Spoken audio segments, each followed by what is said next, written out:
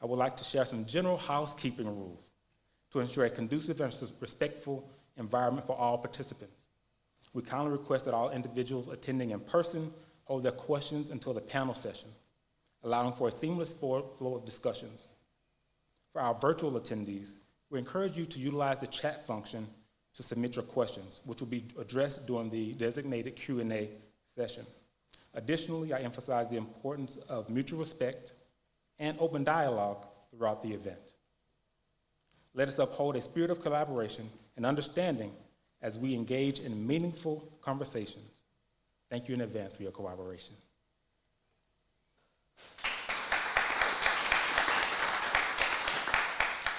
My name is Dr. Frederick Eccles. I am the Executive Director for Mission Thrombectomy under the Society of Vascular Interventional Neurology, and I'm glad to be your host this evening.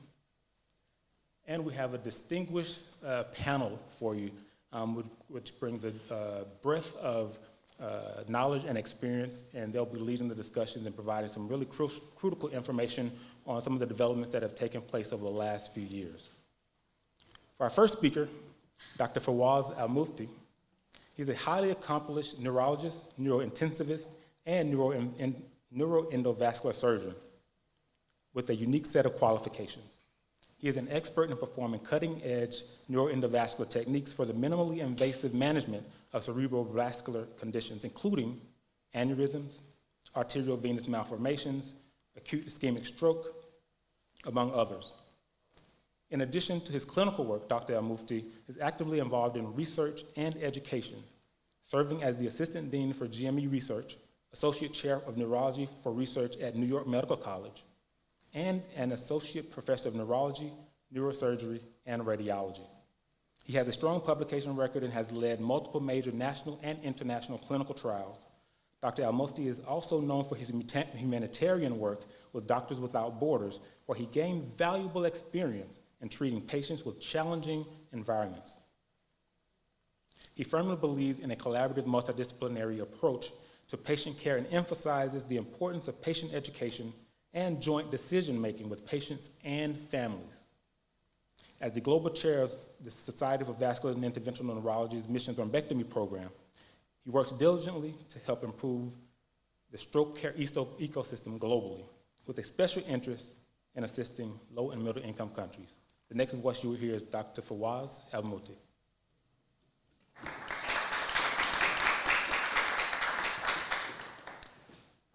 So thank you very much, everyone, for joining us today, and thank you for the people watching online. Really appreciate wherever you are. I realize it may be very early or very late, wherever you're at. So we're going to talk today about a topic that is near and dear to my heart. How do you inspire a global revolution for life-saving intervention? And we're talking about stroke today, and specifically mission thrombectomy. These are my disclosures. I don't feel I have any relevant disclosures. I jokingly say I have no conflicts, I only have interests. So every year, almost 800,000 individuals will have a stroke. On average, every 40 seconds, someone has a stroke in the United States. And on average, every 4 minutes, somebody dies of a stroke. So just take a second, let that sink in. By the end of this talk, 30 individuals would have had a stroke, and 5 people would have died due to a stroke. Every second, 32,000 neurons die. Every minute, 2 million neurons die. And in an hour, you lose approximately 120 million neurons. You age, the body ages, and the brain ages almost 3.6 years every hour delay in stroke treatment. And a typical stroke will cause a patient to lose almost 1.2 billion neurons and age approximately 36 years. It is not unusual for a person who comes in with a 50-year-old to walk out with the frailty and the stamina of a person in their 80s. Can I go back? So just to put things in perspective, I really wanted to highlight a very quick case. So this was an octogenarian man, came in with like bread and butter comorbidities, hypertension, hyperlipidemia, with acute onset word-finding difficulties. Had right-sided weakness while he was driving his car. The patient was taken to a trauma bay and ultimately arrived to the ED an hour after his symptom onset.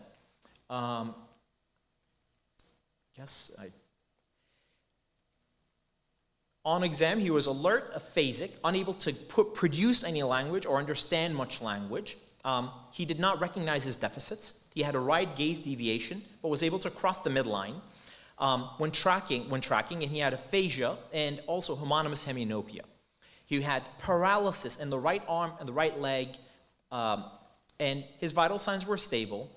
And we got a CTA. He received, because he was within the time window, he received a clot-busting medication called TPA, tissue plasminogen activator. And if you can't recognize this patient is having a large vessel occlusion stroke. This is the middle cerebral artery that is blocked in this case. We were able to obtain advanced imaging using artificial intelligence to tell us how much brain is dead and how much brain is still salvageable. And we saw that there was almost 120 cc's of tissue that is at risk, 69 cc's that is dead, but there was still meaningful tissue that is that we could save. Can we play that video?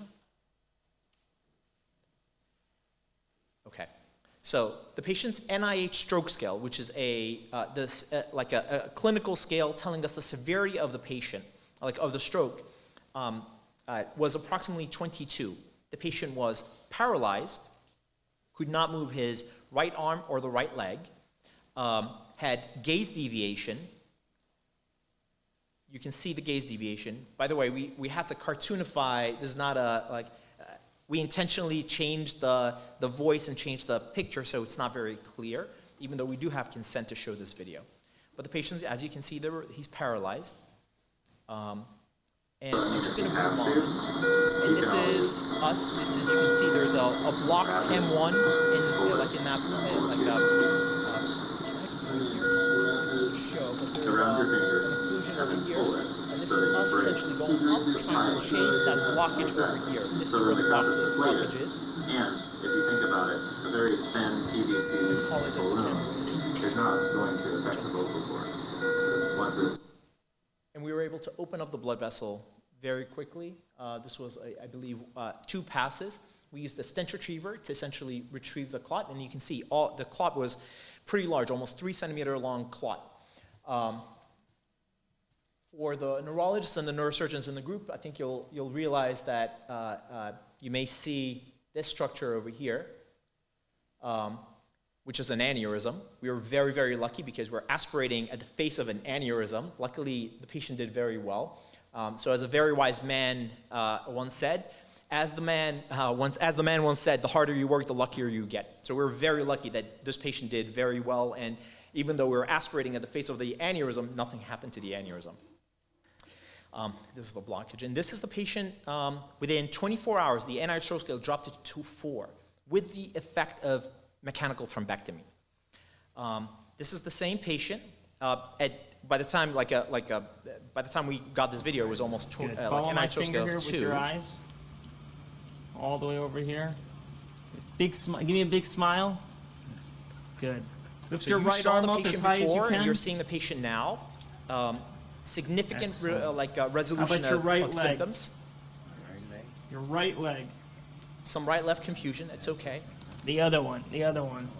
Yep. As high as you can. As high as you can. And is able to converse Excellent. and understand and follow commands now. You This is myself and my team. And the question is, how did we get here so fast? And the simple answer is, it wasn't fast at all. If you look at the progress of innovation over the course of the past almost 3 decades, we started out with IVTPA back in the mid-90s, and year after year, everything that we had, unfortunately, was negative until we got to a point where 2015, mechanical thrombectomy was approved. Until 2015, however, there was one trial, the IMS-3 trial, and I'm not going to bore you with details, but the IMS-3 trial came out early, and it showed us that mechanical thrombectomy was not necessarily harmful, but was not beneficial. In the interest of time, I'm just going to go through this really quickly, but the one thing we learned from IMS-3, this came out in 2013, the one thing we learned from IMS-3 is that as a group, we're stronger.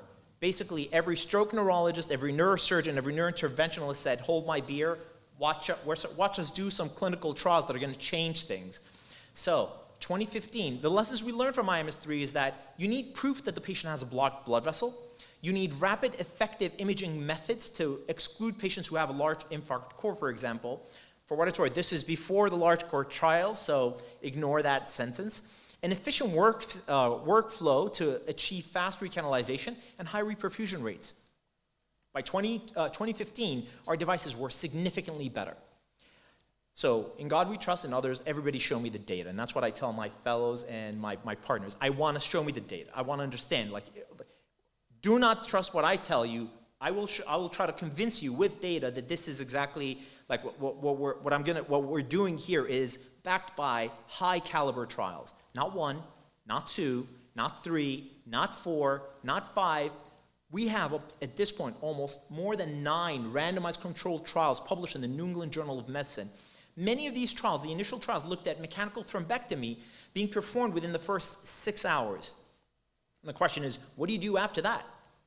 In my mind, I think, and the one unifying feature of these trials is that they all included a CTA of some sort, just telling us that there is a blocked blood vessel. And the question was, wait, if you could do this up to 6 hours and potentially up to 12 hours, is time still brain? That phrase alone gave us street cred. Time is brain, and you have to work very fast. The question is, if now we can do procedures up to 24 hours, do you need to work very fast? And the question is, yes. Some patients, however, have more time than others.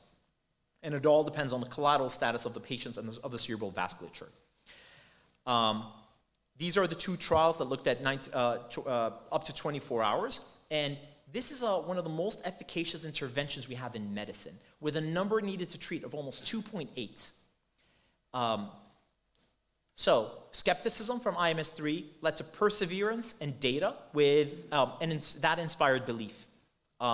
So, initially we had less than 6 hours with almost 0 core, and now we went to 6 to 16 hours with some core, and now we're doing anything less than 24 hours, even if it's a patient who has a large stroke, we're still taking these patients for thrombectomy.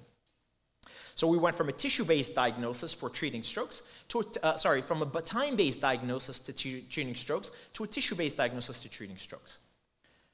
So I'm here talking to you representing Mission Thrombectomy of the Society of Vascular Interventional Neurology. And the question is, why should Mission Thrombectomy even exist? And I'll try to convince you why we need mechanical thrombectomy, and Mission Thrombectomy in particular.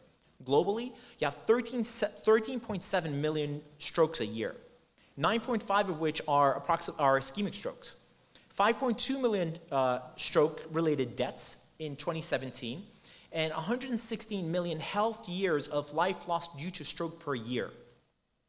In developing countries, 75% of all stroke deaths and 81% of all total disability-adjusted life years. Stroke is a catastrophic disease. To put things in perspective, the the coronavirus pandemic caused a total of 6.7 million deaths. We have, like with stroke, you have almost 13.7 million deaths annually. So how is this not a neglected pandemic? Globally in 2019, the value lost to welfare due to stroke overall was almost $2,059 billion, or 1.66% of the global GDP. In the interest of time, I'm just going to try to move a little bit faster here. So a worldwide estimate of 10% large vessel occlusions yields a staggering 1.3 million large vessel occlusion strokes annually. How many thrombectomies are done annually, however? And that's the question we initially embarked on, we're trying to understand. In 2016, globally, it was less than 100,000. We have 1.3 million large vessel occlusions, only 100,000 are actually receiving a curative treatment for that. 2023, the number is a little bit better. It's 260,000. So there's a mechanical thrombectomy access gap. There's a triple challenge of expanding mechanical thrombectomy access. One is unpredictability of occurrence. This is not something that you know when it's going to happen. Stroke, the patient was struck by the hand of God. Poor recognition. It's very hard to pick this up. for a person who is not trained to pick this up. And there is a time-sensitive outcome. You have to treat this patient as soon as possible. 1 in 3 patients with ischemic strokes first call the family doctor. Only 38% of all U.S. adults were aware that all five were symptoms of stroke and caused signaling for 911. In 2011, 56% of the U.S. population had access within 60 minutes by ground of endovascular treatment. And this is one of the most technologically advanced countries in the world, and only approximately 50% of them can reach a thrombectomy-capable center within an hour. Recent modeling data shows that we need additional, the addition of 20 optimally located comprehensive stroke sites per state to achieve 60-minute ground access for 63% of the U.S. population, and a 60-minute ground air access for 83% to a comprehensive stroke center. And this, we talk a little bit about, here in Europe, only 1 in 3 stroke patients has access to acute stroke care, with a mean of 2.9 stroke units per million inhabitants, with a considerable heterogeneity amongst the countries. So how do treatments diffuse? So we now have in 2015, we have a treatment that is extremely effective. However, it's 2024, almost 9 years later, and it is still not commonly applicable. And the question is, how do treatments diffuse? How long does it take for technology to become completely absorbed into a society? Just like as a simple example, when I believe he's an economist, Everett Rogers' model, he basically described this. And they extrapolated from the Chinese who invented paper. It took paper was discovered in China, and it took decades for for paper to essentially become widely used. It often is said that it takes an average 17 years for research to be adopted into clinical practice. Meanwhile, patients are dying. Patients are living with severe disability, and access is constrained by information, the facilities and physicians, and financial accesses. Will there be enough specialists to treat for early majority and late majority stages? How will the association control growth and be relevant? So if you look at this is basically what he described. He said that you have approximately 60% of there will be some dissemination, but it's going to take a while. You have approximately 34% who are 2.5% who are innovators who push the envelope and are going to be doing this very early. 13% who are early adopters. The early majority is 34%, the late majority is 34%, and you have the laggers almost 16%. And you still see this wherever you go, unfortunately. Sorry. So in developed countries, the access score basically is a little bit better than developing countries. Our goal with Mission Thrombectomy is essentially to advance this and bring it as close to possible as developed countries. So the first thing we had to do was essentially identify, quantify how frequent is mechanical thrombectomy being actually done in the world? And do we need a public health intervention for this? We knew the answer was yes, because you have a large health burden that's getting larger. You have a burden distributed unfairly. Certain segments of the population have unequal access, even in some of the most advanced countries. There's a highly effective, safe treatment for the condition. The treatment is cost effective. There must be evidence that upstream preventative strategies could substantially increase access to effective treatment. And for us, and there is a tangible societal cost. When we knew this, when we learned, when we educated ourselves in this regard, we knew that there is no doubt mechanical thrombectomy, we have to work on making mechanical thrombectomy publicly available to low and middle income countries. And I have to pause here and give kudos to my friend, my partner, my big brother, Dilip Yavagal, who took this upon himself when everybody doubted him and said, "Why are you doing this?" He had just completed his term as the president of the society, and he could have moved on and done clinical trials. He chose to take one of the most challenging conditions and try to achieve something that is, quite honestly, unimaginable probably a decade ago. So amongst them, so going forward, so this was the first half of my talk. The second half of my talk, I'm going to talk about like what mission thrombectomy has achieved. So one of the things that we did was essentially we conducted the empty glass study, the mechanical thrombectomy access gap, to study that. And this paper was actually published in Circulation last year. What we found was access to mechanical thrombectomy is not only suboptimal, but also inequities and disparities amongst countries with different income levels. Stroke burden is disproportionately high in low and middle income countries. And again, this is not necessarily news to many of you. Ultimately, what we found, we basically sent 887 survey responses. Survey responses were received from 67 to 75 countries, 89% response rate, which is very, very good. And in the final cohort, these countries were included, which had at least one complete survey response for each of our 4 key questions. 61 countries were included in this study. So with regards to access, what we found was access to mechanical thrombectomy was very low, approximately 2.79%. So remember we said it takes 17 years for mechanical thrombectomy? We were nowhere near that, and we're still very far from that goal. Less than 1% for 18 countries out of the number of countries that we surveyed. There's a 460-fold disparity between the highest and the lowest access countries. And low-income countries had 88% lower access rates, and the income level was a significant predictor of mechanical thrombectomy access. This is it's a very hard graph to see, but I think what's interesting is if you can see that like the first 10 countries basically account for the vast majority of all thrombectomies done globally, and then you have all these other countries, the vast majority, like all of them combined, don't probably account for even less than one of the other countries, with many of them doing 0.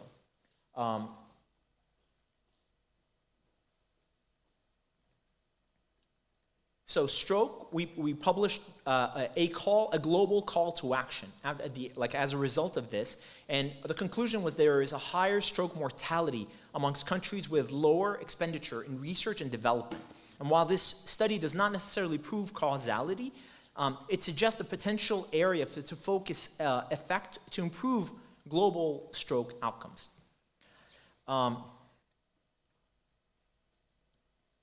So the vision of mission thrombectomy is that to integrate and the disparate knowledge of barriers of mechanical thrombectomy access worldwide, to unify multiple efforts by local specialty societies to accelerate mechanical thrombectomy access globally, develop and implement a high-impact public health intervention using both a bottom-up and a top-down approach.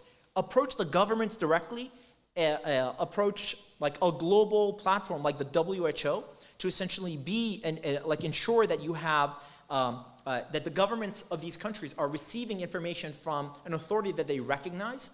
At the same time, we went to the physicians and the patients. So we're training patients to identify the symptoms of a stroke, and we're training physicians to essentially learn how to do mechanical thrombectomy. And with the goal of essentially globally doubling access to mechanical thrombectomy every 2 to 5 years for the next decade. So this mechanical thrombectomy, it's a network of it's a peer network of volunteers, volunteer committees led by stroke and neurointerventional providers. And I'll be honest, like over the past 2 days, I've had multiple conversations with many people in the crowd about who is doing mechanical thrombectomy. And quite honestly, my answer was and always will be, it doesn't really matter. Ultimately, if my father is having a stroke with a large vessel occlusion, and I know that there's a cure for that, I want to make sure that my father is receiving the treatment that he needs and deserves. Just like anybody, any human being deserves a cure. So the 3 basic areas that we focused on were advocacy, education, and innovation. So this is our organizational committee. Just in the interest of time, how are we doing with time? All right. So I just want to show you guys. So this is basically what we did. This was in 2020. There were 11 regional committees. 18 were still in process. We had a total of 29 regional committees. You can see it over here, 29 regional committees. In a matter of 3 years, we increased that by 4, and we went up to almost 81 activated regional committees. with 26 in process. This is October 2023. By April 2024, we have 107 regional committees globally in more than 100 countries, and we are constantly today being approached by other countries who are asking to essentially be part of our network so that they can grow and we can help them. And in some cases, some countries were really advanced, but we use those countries, establishing regional committees in some countries, to essentially serve as peer mentors to their colleagues in local areas and regionally. So we published our white paper, which was translated into Spanish, Mandarin, Arabic, Indonesian, Kannada, Malayalam, and I believe it's translated into up to 20 languages at this point. This is essentially a lay person's handbook to mechanical thrombectomy. It took a lot of work, and we're actually at this point in the process of revising this because this is such a rapidly evolving field. We have new data coming out every 6 months. There's a new paper, a new trial, broadened indication. So we're in the process of revising this. This is mechanical thrombectomy, and these are the different arms. This is our advocacy work. One of the main things that we're very proud of is we contributed to policy change in India.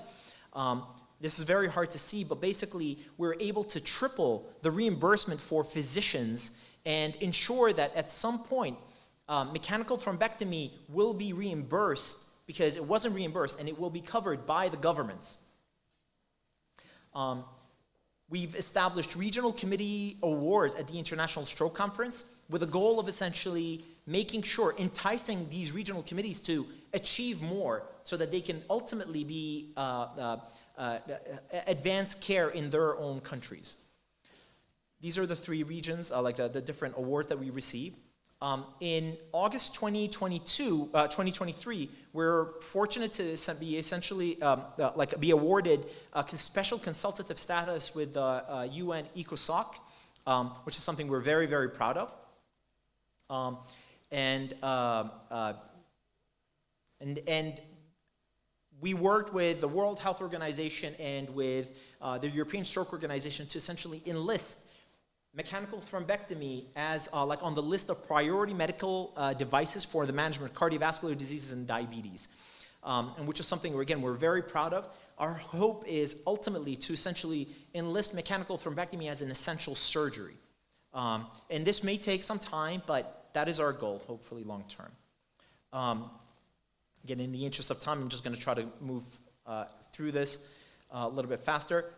We've conducted more than, at least in the past 3 years, we've done more than 6 workshops, and we are still actively doing workshops across the country, training physicians, whether they're neurologists, neurosurgeons, radiologists, interventional radiologists, cardiologists. It doesn't matter. As long as someone is willing and interested in learning, we've been training them to essentially learn how to do mechanical thrombectomy. All right, just moving on. 2 years ago, we were able to designate May 15th. May is Stroke Awareness Month, so this is like a very timely talk at the end of May.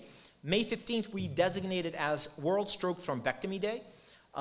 And World Stroke Thrombectomy Day has been now celebrated across the globe, and we've been able to essentially enforce challenges to increase awareness about what are the signs and symptoms of a stroke, and using salsa for stroke, using hip hop stroke, using Be Fast challenges, you name it. We've tried everything, and and the most recent one is essentially a campaign that is actively happening now called Spread the Word, where everybody says the signs and symptoms of a stroke in their mother tongue, and including sign language.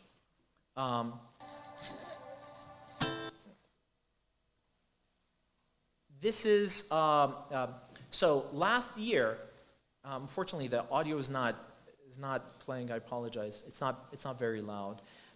But this is a member of Parliament Neil Bob, who we met with in addition, in collaboration with the Stroke Association in the United Kingdom on May 15th.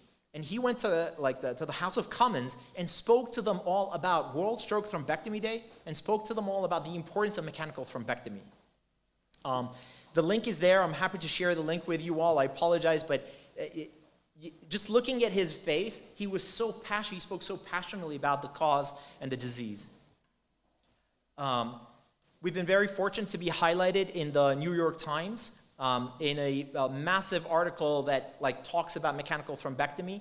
My partner Dilip Yavagal was highlighted in this article, and this on October 29th, 2023, on World Stroke Day, we were able to essentially put forward an article in Forbes magazine where, again, mission thrombectomy was highlighted, and the Society of Vascular Interventional Neurology was highlighted, talking about how 33,425 people will have stroke on World Stroke Day, and only 1,000 will get life-saving treatments. Just to highlight how powerful and highlight the disparities. And May 15th, just earlier, less than 2 weeks ago, on World Stroke Thrombectomy Day, another article in Forbes magazine. This was published by Mille Etienne, who's a fantastic neurologist, extraordinaire. Probably if I ever need a neurologist, I'm going to go to him. But he wrote this beautiful article on what is World Stroke Thrombectomy Day, and a neurologist essentially explains what that means. Our future directions. We hope to continue to collaborate with global health organizations such as the World Health Organization. The United Nations, the ECOSOC consultative status gives us a platform to essentially advocate on behalf of our patients, on behalf of the caregivers, on behalf of even the patients who passed away but went down swinging, and also on behalf of our colleagues, whether they're neurologists, neuroradiologists, or neurosurgeons, it doesn't matter. We're advocating on behalf of all stroke patients. One of our core pillars was technology, and we very recently launched, 2 months ago, we launched a remote observership at the University of Miami, where patients can, attendees, fellows, or even actually attending physicians in other countries could essentially log on remotely and watch a thrombectomy, potentially, that is the goal, log on remotely and watch how a thrombectomy is being done real time, and they can learn from these cases by observing, not necessarily needing to travel and apply for a visa. They can essentially obtain that while sitting in their, while in their home country. This was essentially a trial run. There was no real patient here involved. But we are doing this in collaboration with our industry partners. I believe this was with Stryker. So we're very grateful to all of our partners and all of our colleagues. Or you can't get the ask. All right. So I'd like to acknowledge all of my partners, everyone on the core executive committee, everyone on the global executive committee, everybody who has worked with mission thrombectomy, and everyone who is interested in working with mission thrombectomy, where we have it's an open door. We will welcome everyone, and everyone with open arms.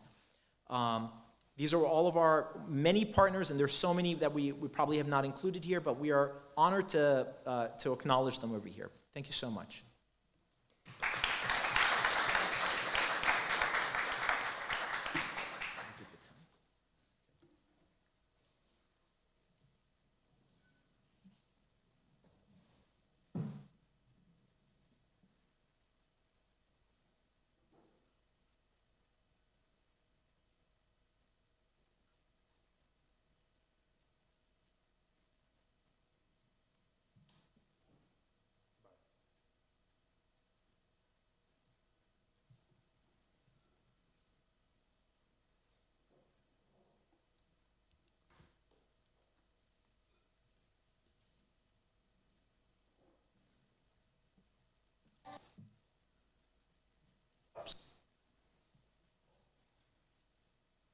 Thank you, Dr. Al-Mufti, for that moving and informative presentation.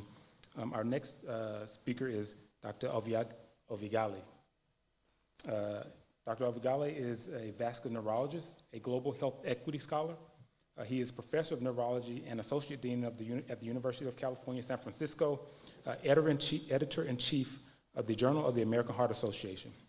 He leads several national institutes of health sponsored programs focused on improving health, stroke outcomes among disparate populations, as well as mentoring, training for early career scholars. So far, his various research activities have contributed to scientific knowledge base with 603 peer-reviewed publications. His work has been recognized with multiple awards, honors from several organizations, including the World Stroke Organization, American College of Physicians, National Medical Association, American Academy of Neurology, American Brain Foundation, American Heart Association, and American Stroke Association. He was chair of the International Stroke Conference from 2016 to 2018 and founding chair of the African Stroke Organization Conference. Dr. Obviagele is an elected fellow of International Science Council, the World Academy of Science, World Stroke Organization, American Association for the Advancement of Science, American College of Physicians, American Heart Association, American Academy of Neurology, and Royal College of Physicians. He is an elected member of the United States National Academy of Medicine, as well as a board director of the World Stroke Organization and American Academy of Neurology. Please welcome Dr. Bruce Obviagele.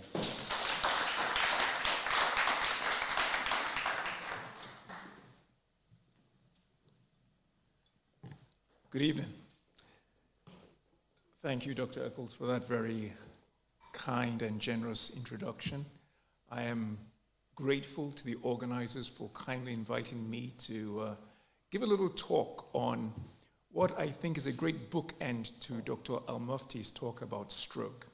I'm representing the American Heart Association, and what you'll find with my talk is that it really provides the basics for a lot of what Dr. Al-Mufti spoke about earlier. So I'm going to be talking about how we can improve and sustain stroke care in low-resource settings. Now, when you listen to a wonderful talk given by Dr. Al-Mufti, you see that we've come a long way when it comes to stroke. However, most of the world does not and cannot benefit from these wonderful advancements in stroke care. Indeed, when Dr. Al-Mufti put up that slide that showed that 30-year trajectory, most countries in the world are still 30 years ago in terms of how they're able to deliver stroke care. So you might ask, why do we have his presentation and my presentation? Well, my presentation is going to contextualize how things work in the low-income countries. But we can't wait until we have everything right in the low-income countries before we introduce these wonderful therapies. Because as you will see, and as Dr. Al-Mufti mentioned, stroke is becoming even more of a burden, and we need to do all things at once if we're going to try and save lives and prevent disability. So these are my disclosures. I wish I had more interests like Dr. Al-Mufti does, but again, grateful to represent the American Heart Association here. So, what's the problem? Now, Dr. Al-Mufti has already done some of my work for me by elaborating on the huge burden of stroke. But what I'll do is talk about the burden of stroke, its burden in low-income settings, and why it's such a challenge.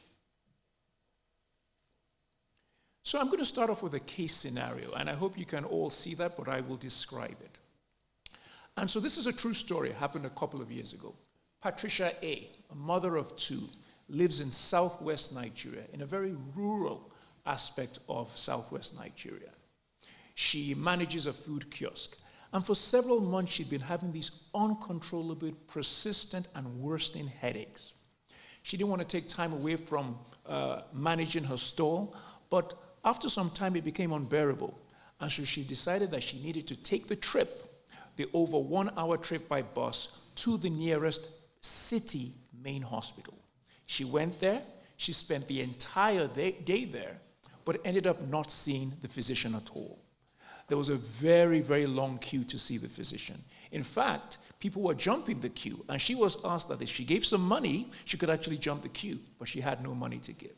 So she left that day the same way she came. She went back home, the headaches continued. And then she decided that maybe she could go to the private clinic, which was a little bit closer to where she lived. So she ended up going there. She was diagnosed with hypertension. she was given a prescription for hypertensive medications, which she could ill afford. Even the consultative visit itself was 4 days of work for her. And so she ended up going and buying the medication, took it for a month, felt a little bit better, and then stopped. The headaches, of course, came back. At that point, she didn't know what to do. And so then she decided to see her traditional healer. In that case, she was then prescribed some herbs. Fast forward 1.5 years later, and she started to have the headaches again and began to have these experiences in which she was having blurriness of her left eye and right-sided weakness and numbness. This happened over a period of about 2 weeks. She didn't know what to do. Her mother was massaging all kinds of oils on her and everything. It came to the point in which she could no longer ambulate and could not speak. It was at that point they decided to take her back to that main hospital emergency room. She got there, waited 6 hours before she got to see a physician. Physician took a look at her, examined her, said, "You've had a stroke." The CT scanner, which was working, had stopped working about 6 months before that, so they couldn't scan her. Because they couldn't scan her, they couldn't tell whether it was a bleeding type of stroke or blood clot type of stroke. So they didn't know what kind of medication to give her, what was safe to give her. So they admitted her to a general medical ward. She was admitted there, subsequently developed aspiration pneumonia, and 1 week after she arrived at that hospital, this 30-year-old mother of two died. And this is a very typical scenario in many low-income countries. And so many of you might be aware that about 2 months ago, the Global Burden of Diseases Group recognized that for the first time, neurological diseases account for the #1 leading cause of disease burden worldwide.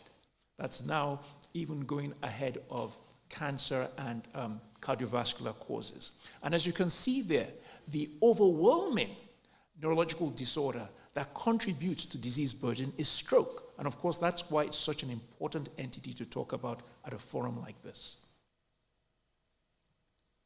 Now, having said that, because of all the advancements that have happened, especially in high-income countries over the last 2 to 3 decades, risk factor treatments, things like thrombectomy, things like intravenous TPA, we have seen, if you see the lower curve, you've seen a drop in the incidence of stroke in high-income countries. But if you look at the very top curve, you see that the overall burden of stroke has really not changed. Why is that?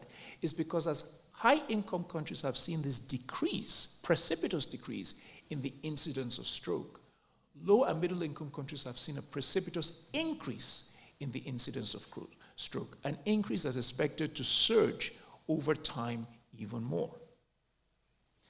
So we've spoken about the clinical burden of stroke. Again, Dr. Al-Mufti did a fantastic job in talking about the kind of toll that stroke takes and how often it happens.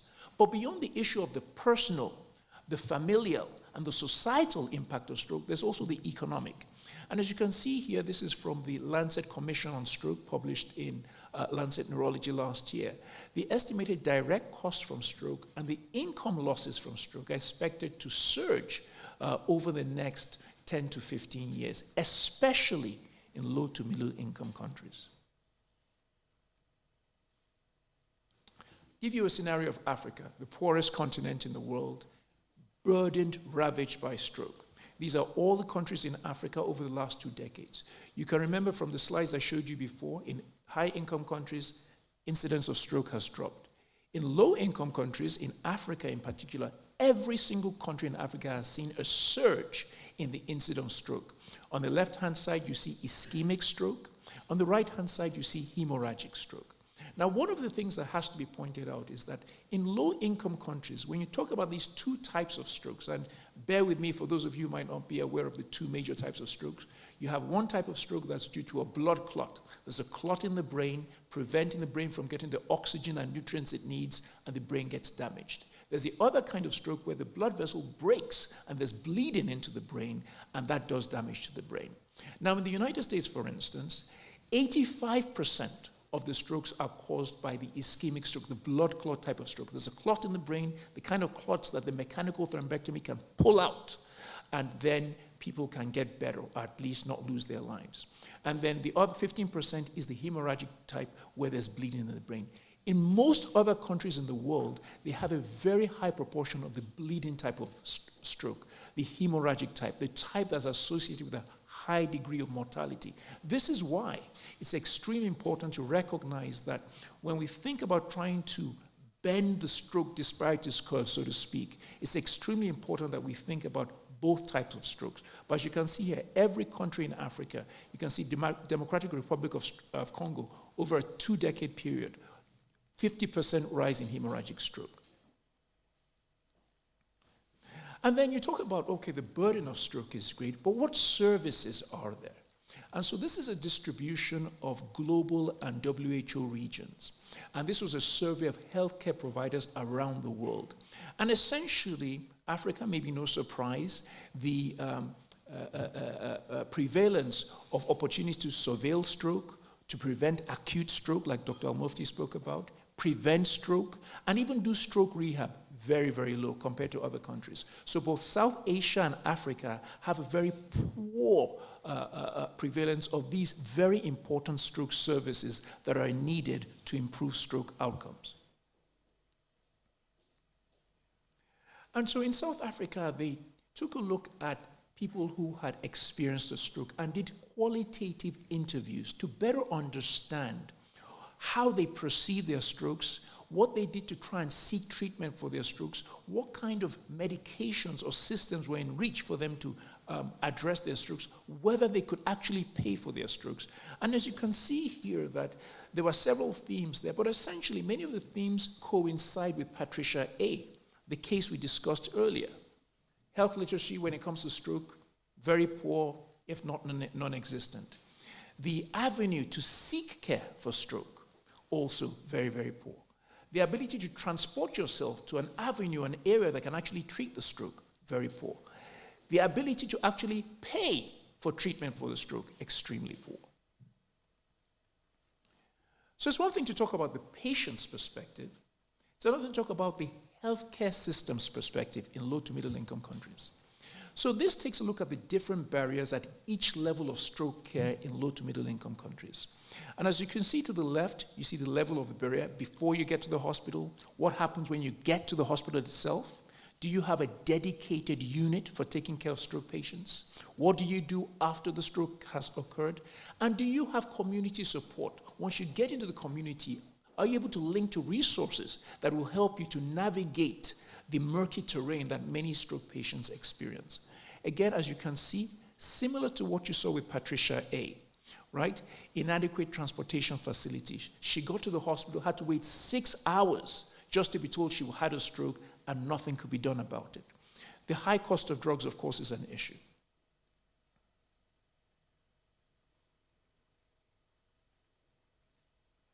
And so the other issue, of course, when it comes to the health care system is cost. So Dr. Al-Mufti spoke about mechanical thrombectomy, a wonderful, amazing treatment for stroke. A treatment that, of course, in and of itself, we need more of in more places. But we also recognize that beyond the issue of being able to have the expertise and the equipment to pull out the clot, you also have to have the infrastructure to take care of the patient before the stroke occurs and after the stroke occurs. And this is just an example of the cost of associated with an intensive care unit in Vietnam. This is similar to many countries around the world. And as you can see the different bullet points there, you're talking about almost $100,000 for a bed, an ICU bed. Again, it's one thing to talk about having mechanical thrombectomy, having the expertise, but how do you assure that that outcome, the brilliant outcomes that you see that Dr. Al-Mufti and his colleagues do, is actually assured? And so these are the kind of challenges that low-income countries have to face. So if we are to try and implement mechanical thrombectomies, we have to figure out cheaper alternatives for critical care monitoring in order to make sure that those outcomes stay successful.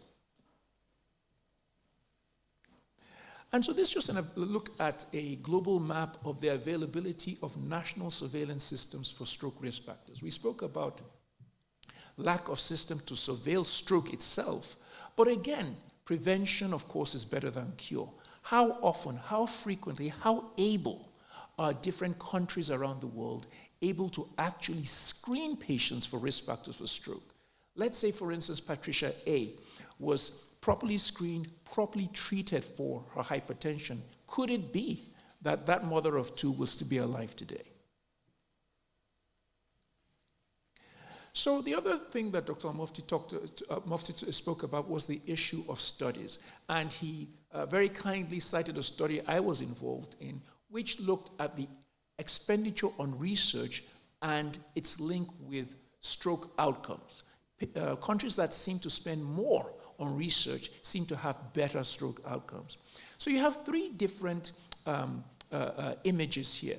To the very left, what you have is a clinical trial of stroke that was done to look at opening up blocked carotid arteries being the major feeders of blood to the brain. And what you see here highlighted is a breakdown of the population of patients who were recruited into this very important clinical trial. And you can see that the proportion of Black or African participants quite low, the proportion of Asian participants quite low, the proportion of people who are Hispanic or Latinx quite low. So again, many of these pivotal clinical trials, while they show great success, really are not representative of the broader group of people who experience stroke. In fact, the people who disproportionately are affected by stroke. And that's why we need to do more. And it's initiatives like mechanical thrombectomy that will allow us to recruit more people from around the world so that we make sure that whatever great study results we see are actually applicable to everybody. In the middle, you see a year of submissions of manuscripts from various continents and countries around the world to the premier scientific journal for stroke. And as you can see Africa in the middle, you can even see South America. Anything that's white or green has less than 1% submissions of manuscripts about stroke disease to this particular journal. So again, room for improvement. And then finally, practice guidelines. When we have a study, as Dr. Al-Mufti mentioned, it takes a while for it to get into the community. But typically when you have a study, experts get together, they look at the evidence, and they advise everyone through practice guidelines as to how people should actually interpret and administer those therapies to their patients. So we did a study looking at around the world to see which countries and which continents actually have stroke practice guidelines. And as you can see from that very last image, you can see Africa, only South Africa, you can see South America, you can see a lot of Asia. So many countries, especially low-income countries, don't even have any practice guidelines to guide their own practitioners as to how best to address stroke within their own particular region. So this is the second section of my talk. I have 3 sections. How to approach the problem. So the first thing, again, Dr. Al-Mufti mentioned this, the pathway to trying to make sure that we address stroke is very convoluted. There's the issue of stroke care structure. Do you have the right infrastructure, the right experts, the right equipment? The next thing is, do you have the right processes, the right protocols in place? And then finally, are you measuring and monitoring the right kind of outcomes for the patients that you see? So this was taken from a wonderful paper written by the Academic Emergency Medicine Society. And what they did was to tee up key questions that stakeholders, governments, healthcare systems, public health officials should consider when they're thinking about the type of infrastructure and resource allocation that's needed to try and develop great acute care infrastructure. So it's very important to be able to measure the burden of the disease, in this case, stroke. It's extremely important to be able to address at what particular level should each service be rendered. What differences in infrastructure might you have between one place or the other? When it comes to emergency care, what kind of public health concerns? What's the feasibility of actually implementing evidence-based treatments? And what about advocacy? How well, how much are you involved in non-governmental organizations and private organizations in really trying to develop that infrastructure?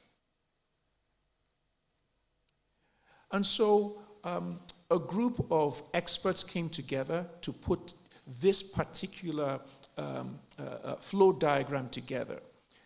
On the left below, talking about all those barriers to optimal acute stroke care in low-income countries. All of them are fulfilled in the situation of Patricia A. And then in the middle, those are evidence-based solutions. What do we do ideally in these low-income settings? We need emergency medical transport services. There was no ambulance, right? There was no sense of concern because she didn't know she was having a stroke. There was no infrastructure to get her to the hospital on time. There was no pathway in the hospital for her to be seen promptly and treated on time. And of course, that involves trying to raise public awareness about early stroke symptoms. And then finally, trying to reduce both morbidity and mortality from stroke is extremely important. So over the next 3 slides, you'll see what the World Stroke Organization, I'm privileged to be on the board of directors, and what they did was to put together a roadmap for low-income countries in terms of trying to guide them as to how they develop adequate stroke services to take care of their populations. So in the very first column, these are the requirements at the barest minimum. This is what the WSO says that any country, any healthcare system that's serious about trying to take care of their stroke patients have to have at a very bare minimum. You need to be able to have good care coordination. You need to be able to have access to physicians. You need to have some level of basic diagnostic care. And then in the middle, you see the essential things, things that really move you to the next level. And then finally, there are the advanced things, really being able to measure outcomes and coordinate care on a much broader level. And then they go ahead to talk about all these different things that are recommended. What's the level of evidence that supports them? There are many here, it's a busy slide, but what I highlighted in yellow right in the middle are the most basic and yet has evidence level A, the highest level of evidence, is being able to have a system that can prevent the most common complications from a stroke. So Patricia A had a stroke. But what probably killed her, unfortunately, was that she had an aspiration pneumonia. She was put in a general ward. She was not given aspiration precautions, and she aspirated and then died from her stroke. There are so many other very basic things. So mechanical thrombectomy is on one end of the spectrum, a wonderful thing, a great cure. But there are so many basic things that need to be instituted into low-income settings that could definitely reduce morbidity and probably reduce mortality as well. And then several key quality indicators. Again, you can see at the very bottom of the first column the idea that it's important to have a screen for swallowing. And so, for instance, Patricia A again, it's possible, of course, that she was aspirating, but if she had a swallow screen, if that could have been done, that might have been helpful as well. Again, very basic but important quality indicators based on recommendations from WSO. So in Nepal, what they did was to take all those WSO recommendations and incorporate them into a stroke systems of care. It's a busy slide, but I'll summarize it for you. They took all those things, they got lots of advisors, and what they were able to do within 18 months, they were able to implement essential services of stroke at 3 hospitals in Nepal. Now, the part of it that is not entirely complete is that they were able to do this at academic tertiary medical centers, not your secondary hospitals or lower. Nonetheless, by following those guidelines, they were able to do that. The big success was that they were able to create these multidisciplinary teams.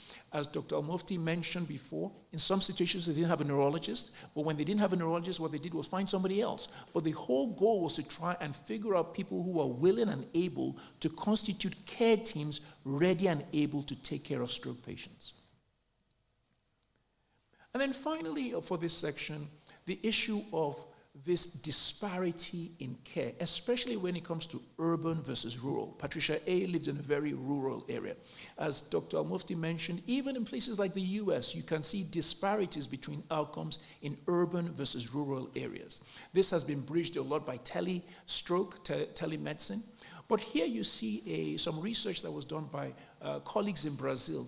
And what they did here was to create a computational strategy for looking at an area and then deeming where the need is in terms of where you should probably develop new acute stroke centers. So you can see A is where, in this particular state in Brazil, where they actually had current stroke centers. B is where they had additional hospitals that were not certified stroke centers, but had the ability to become stroke centers. And then D, which is highlighted in green there, is where the actual need, if they were to cover 95% of that particular stage, such that no one would have to drive more than 45 minutes in order to get to a stroke center, that's what it will look like. But again, that's an investment of resources. But it's helpful for policymakers to be able to use this kind of tool to look at an area and decide, oh, well, this is where we need, and maybe we start investing here first, then we go here, and then we go here, until we get to a point we can at least cover 95% of the designated population. And then to my very last section, and this is the issue of really trying to make sure that it's not just about trying to helicopter in and show low-income countries how to do it, but really to try and grow the kind of talent, because that's the only way that we'll actually be able to have sustainable systems in low-income areas. And so this was a paper that was published in BMJ Global Health by colleagues and I, and we just took a look at what many of the big challenges when it comes to trying to improve stroke outcomes in low-income areas. And we said you need to have a scalable population-based way of surveying stroke. As we say in the US many times, if you don't measure it, you can't manage it. So you have to have a way of measuring things. You have to be able to engage the community. If Patricia A. knew what the signs of a stroke were, she would have been much more astute about trying to get care as soon as possible. It's very important, as we mentioned, to have contextually appropriate guidelines. Is the evidence, are the guidelines that we issue in the US necessarily appropriate for all low-income areas? Maybe, maybe not. We have to teach patients how to self-manage their own risk factors. And then in situations where we don't have enough experts, we have to task shift. We have to teach other individuals who might not be physicians how to at least deliver essential care. And so what we did about 10 years ago was to come up with this framework. It's called the P-value framework. And essentially what it does is, many people say, well, how do I start? Where do I start? And so each particular area has a step, and once you get to the end of step 3, you go back to step 1 again. But it's a way in which you try and think clearly and methodically about how to build a stroke research enterprise for your low-income setting. We were fortunate to conduct this study in sub-Saharan Africa, in Ghana and Nigeria, 15 sites. And this was really 4,000 cases, 4,000 controls. The whole idea was to identify for sub-Saharan Africans what were the premier risk factors for stroke in the region. And that's what we found. What was especially gratifying about this work was that from the beginning we involved policymakers. And because we involved policymakers at the very beginning, at the end of it, we've passed the very first stroke prevention and control law in Nigeria because we had policymakers involved from the very beginning in research. And this is one of the things that I talk about, probably can't talk about enough, is really trying to make sure that both researchers and policymakers are in tandem when they think about trying to address issues like this. We spoke about trying to survey the system. We're currently doing this particular study in southwest Nigeria. In fact, we're doing it in one urban area and one rural area. The rural area is called Igbo Ora, and Igbo Ora is where Patricia A. actually lived. And so what we're doing there is really trying to create a surveillance system. We want a situation where if strokes are happening, we're able to capture them. So the first phase, what we did was to educate the entire community. We had focus groups. We educated them about stroke warning signs and stroke risk factors. The second phase was to now have what we call a stroke alert system. So after educating them, they don't know about this, we now told them on their mobile phones, if they see anything, they should just text us immediately. So that's what they're doing. And then finally, we have a stroke finding system. The few traditional healers and the few clinics around that area now know that anytime they see someone with a stroke, they now alert us immediately. So we hope that by utilizing this multi-pronged approach, we'll be able to pick up, monitor, and alert strokes much better than we've been doing in the past. Rehab is a big issue. There's virtually no rehab in many low-income countries. People have their strokes. If they survive them, unfortunately, they're just sent home without any rehab. They barely get anything in the hospital. And so we have created this tele-rehab system. It's an app. The great thing about many low-income countries, as many of you know, is that mobile health penetration is great. And so because of that, we're really trying to leverage that. And we found in a pilot study that this actually works quite well for many stroke patients. So you still have the physical therapists and speech therapists at the central location, but the patients have these apps in which they follow and they do the exercises at home, and they have questions, and it's under the remote guidance of the therapist. Two other studies I'll quickly talk about. PINGS, which is on the left, is a study, again, using mobile health, overseen by nurses. This is an example of task shifting. This is in Ghana. In Ghana, they just have 6 neurologists for a country of 35 million people.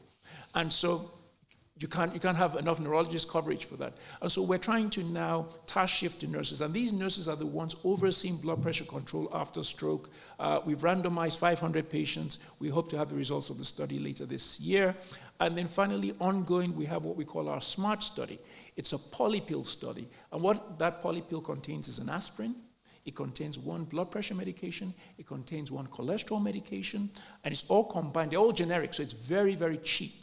And so what we do there is after someone's had a stroke, we give it to that person. It's because of the cost, it's much easier. And because of it's just once a day, the compliance is much better. But of course, we need it to be proven by science. And so we are testing that in a scientific study as well. And so this is my very last slide. And it's just to say that in order to be able to address the tsunami of strokes that are coming and have been projected by the Lancet Commission on Strokes, we need to have a public health strategy to address stroke in underserved regions. National programs are helpful, risk factor surveys are extremely important, but we really need a whole of the society approach if we are actually being able to move the needle on this. We need to have better care processes, and we need to build things based on evidence. I thank you for your kind audience, and I look forward to the question and answer session. Thank you.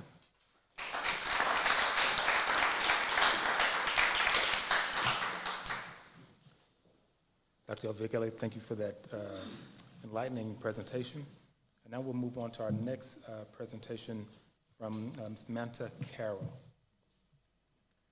A development sector professional, Mamta Carroll serves as a senior vice president and regional director of Asia at SmileTrain, the largest cleft-focused organization with a model of true sustainability, providing training, funding, and resources to empower local medical professionals in over 75 countries and provide 100% free cleft surgery and other forms of essential cleft care in their own communities. Mamta joined SmileTrain in 2006, managing the largest program area in India. Currently, she manages Asia, comprising 20 countries of intricate, dissimilar, and complex geographies with diverse socioeconomic and cultural dynamics. Mamta has led SmileTrain's Asia team in extending both reach and impact, besides creating sustainable programs, strategic partnerships, and a deeper, broader integration of SmileTrain's engagements with multiple stakeholders. Based at New Delhi, India, she is the lead representative in the region, responsible for maintenance, growth, improvement of programs, operations, communications, and fundraising. She provides oversight and direction for implementing effective strategies in line with regional needs, global objectives, and guidelines to achieve the strategic objectives of the success of the SmileTrain strategic plans. Please welcome Ms. Mamta Carroll.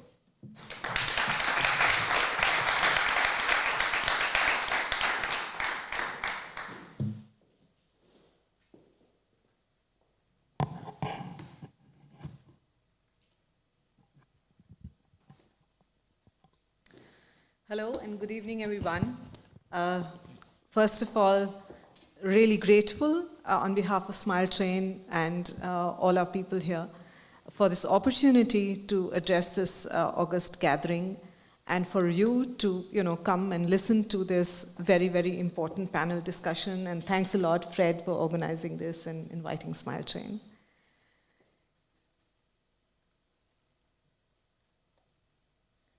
So as we start to talk about NCDs and pediatric surgical care and the need for the multisectoral partnerships, although they have often been associated with adulthood, the NCDs have a significant impact on children and adolescents throughout their lives. Surgical care, especially pediatric surgery care, is an essential but underrepresented part of managing and treating many of the NCDs that affect children and adolescents throughout their lives.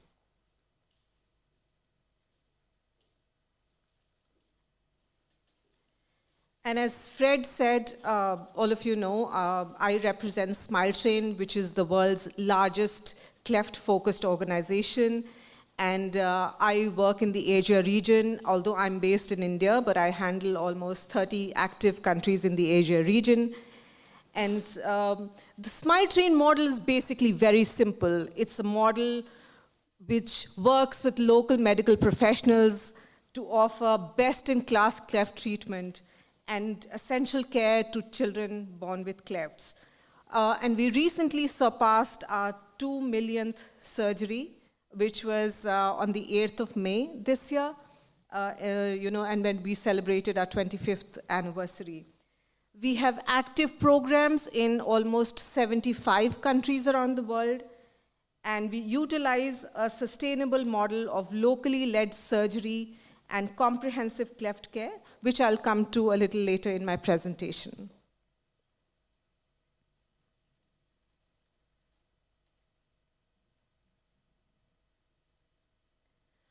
So as we spoke about pediatric surgery and NCDs, and we are here to basically demystify and understand what is the relationship between NCDs and why am I even talking about pediatric surgery within the gambit of NCDs. It's very simple. It's astonishing to know that there is a huge problem of surgical conditions around the world. Almost 85% of children in some LMICs will need access to surgical care prior to turning 15. That is the scope, that's the scale of this problem.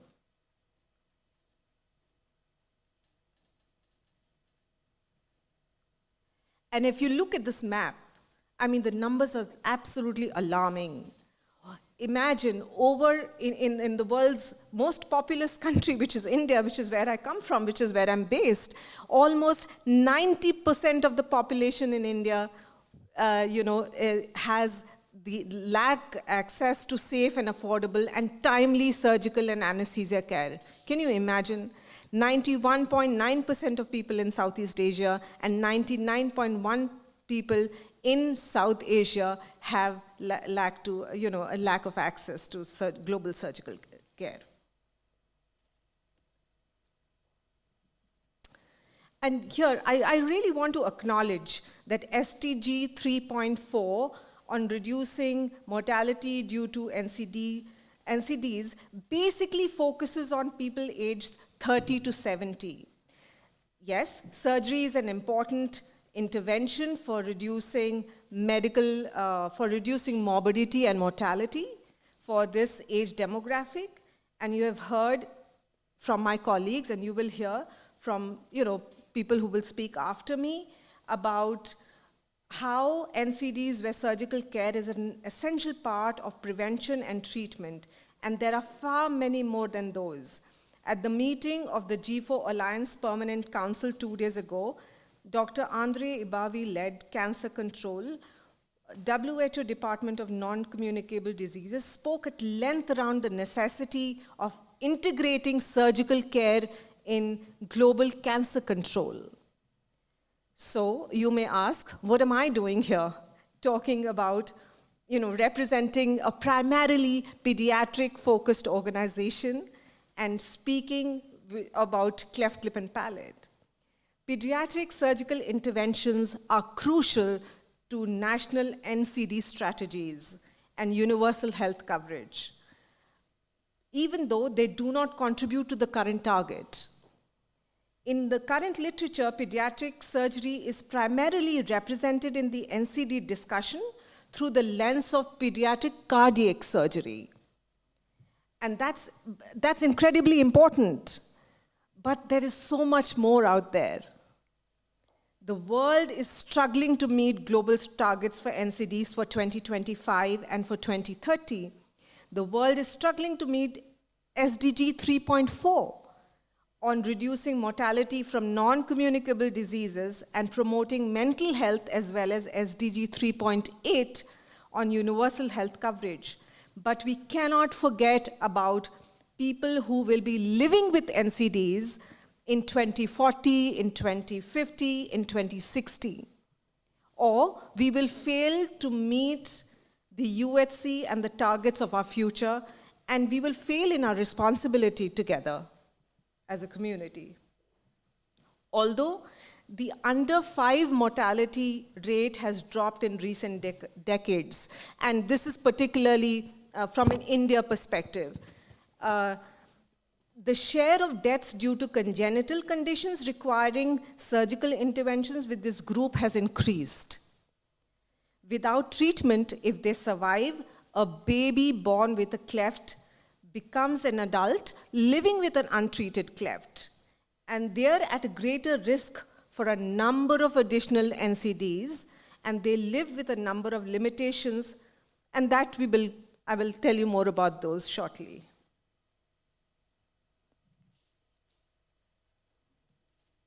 And so I will give you some more information on the cleft condition.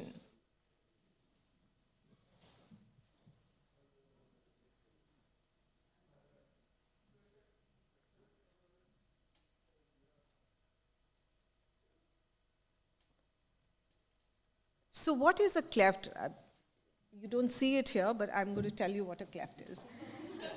So a cleft is a gap in the lip or the palate, and a person is born with a cleft. It's a congenital anomaly. And usually the cleft lip or palate occurs when the facial structures don't fuse together during fetal development. As simply put, a cleft is a gap in the lip or the palate. 1 in 700 babies are born with a cleft in the world, globally. Now, of course, it's proportional to the population, so the most populous country you are, the more clefts you are. In India alone, 35,000 children are born with a cleft every year. That's the scale of the problem. And globally, 5 million people are living with untreated clefts. Can you imagine the numbers? They're absolutely alarming. This includes, and there are teenagers and adults who have lived for years without this surgery. The highest rates of, imagine, the highest rates of people living with unrepaired clefts is in North Africa, in the Middle East, in the Central and South Asia.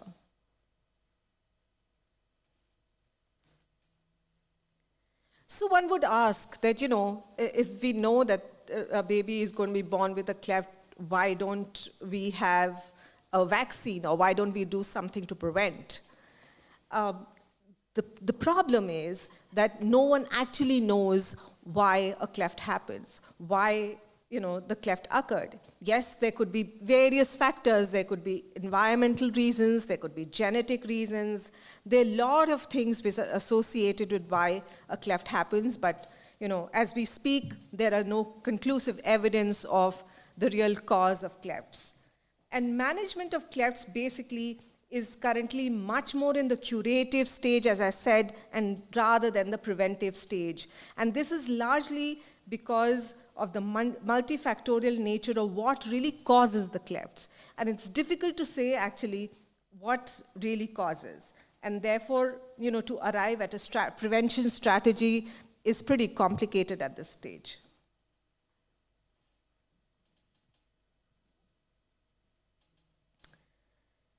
I want to highlight some of the comprehensive care element areas in particular, as they have a broader relevance to the NCD agenda, which is nutrition, oral health, mental health, or psychosocial care.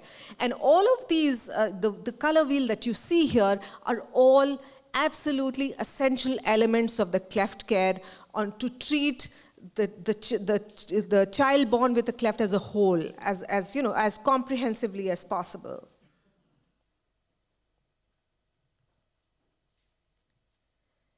I also want to here highlight some of these cleft-specific issues that have particular linkages with NCD issues beyond the general linkage with pediatric surgery, and to reduce morbidity, mortality, and to advance UHC. The first in that is the very important element of nutrition. The double burden of malnutrition is significant in pediatric surgery. For people with clefts, the primary risk is malnutrition, which is life-threatening and affects a child's health and development, with an impact that will last throughout the entire course of his or her life. Particularly, children under 5 with clefts are twice as likely to be malnourished as compared to their peers without clefts. And to reduce and eradicate wasting and stunting, prioritizing vulnerable populations like those with clefts is absolutely essential. And nutrition is an essential part, which ensuring safe surgical care, generally, particularly for clefts. Smile Train has a nutrition support programs and training and education for cleft professionals in nutrition, but many children aren't getting the support they actually need. Many children actually don't make it to the treatment centers, and I completely resonated with Dr. Bruce's presentation about the challenges of infrastructure, the challenges of the poverty, the level of education, the level of awareness, and this is absolutely even for basic nutrition and feeding. These are real life challenges that we know we undergo and we face even with a problem like clefts. How do you actually enable that little baby in order that baby gets a safe surgical care? The first step is obviously nutrition, and that's where the challenge is. And therefore, Smile Train programs in terms of nutrition are not just giving that essential nutritional care at the hospital level, but are also into educating the parents, the children, and the whole entire communities on how to feed the babies at the local level, things that they can do at home, so that at least they get the child up to a certain weight level, up to a certain health level for that very important surgical intervention. And same goes for oral health, is another important aspect of management of comprehensive cleft care treatment. In addition to Smile Train's programs around oral health, Smile Train and the World Dental Federation and a corporate partner, Haleon, have come together to create oral health care guidelines for oral healthcare professionals and non-oral healthcare professionals, but there's greater need for people to come together and talk about this essential care. Clefts must be integrated in oral health strategies at the global, regional, and national and international levels.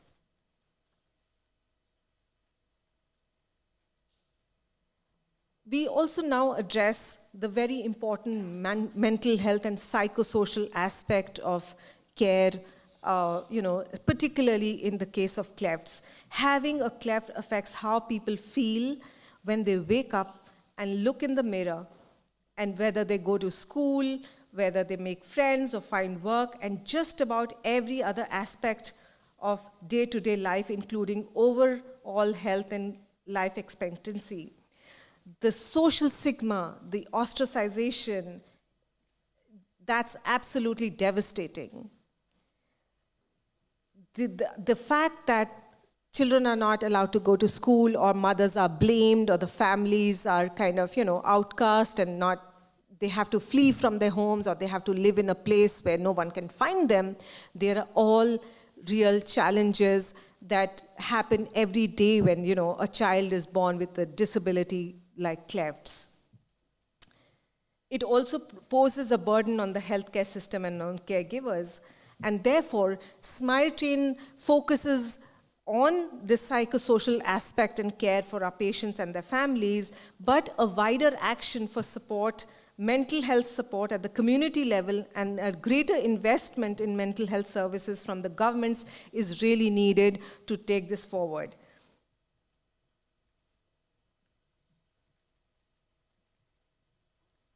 When we talk about barriers, and my previous co-panelists spoke about barriers in their areas of stroke, I will also talk about barriers for cleft care. So what are the barriers that prevent us from providing that cleft care, the comprehensive cleft care, to millions of children who are, kind of as we speak, waiting to be helped?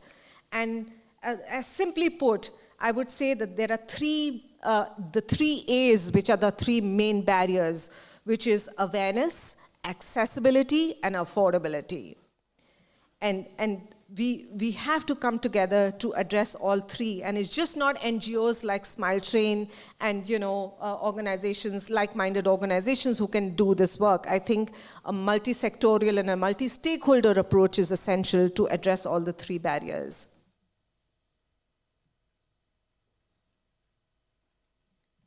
I would also like to tell you a little bit about the recently published report on the economic impact study, which provides an empirical view of our systems level impact. So Smile Train actually undertook this economic impact study, and it's using our data over the last 22 years, from 2001 to 2023, and to basically analyze what is it that we are doing when we are treating a child born with a cleft. So what impact is it making?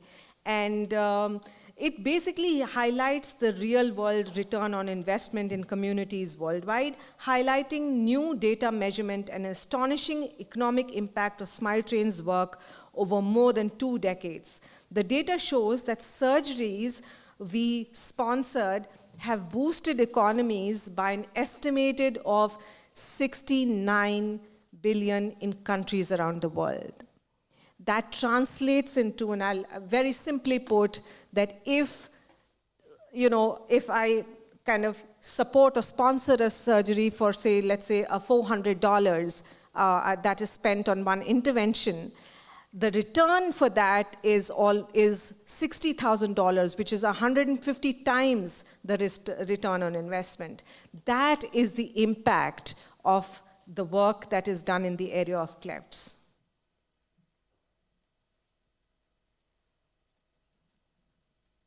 So coming back to our model and discussing and telling you all what we really do and where we are and so on, our model of healthcare delivery is basically based on a multi-stakeholder partnership approach. We partner with local medical professionals and treatment centers, many of which are government hospitals, and Dr. Bruce also spoke about a sustainable models, about sustainability specifically in the LMICs and the poorest of the poor countries. So it's not about you coming in and you teaching them and you're going back. It's how do you build local capacity and sustainability so that the local doctors and the local healthcare system are taking care of their patients and their families. We support not only resources for cleft surgeries and cleft training, but education and training, as I said, capacity building, advocacy. These partnerships address many, many barriers, and the three A's and the 3 barriers I spoke about in the previous slide, all of those are addressed, and we take care of those. But this alone is not enough to address the pediatric surgery need. We need to bring in partnerships at the government and the non-governmental levels, in the private sector, in the corporate sector, to address this critical need as we come together as a global community.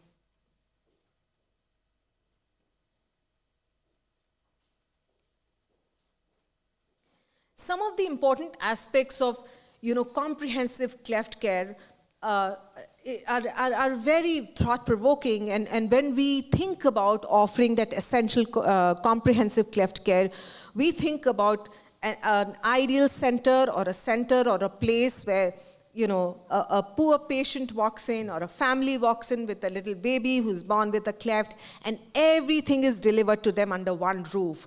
And from one person to the other, from one caregiver to the other, all the experts are, and people are able to avail of that service, and all the experts are able to kind of, guide them through all of the treatment pathways.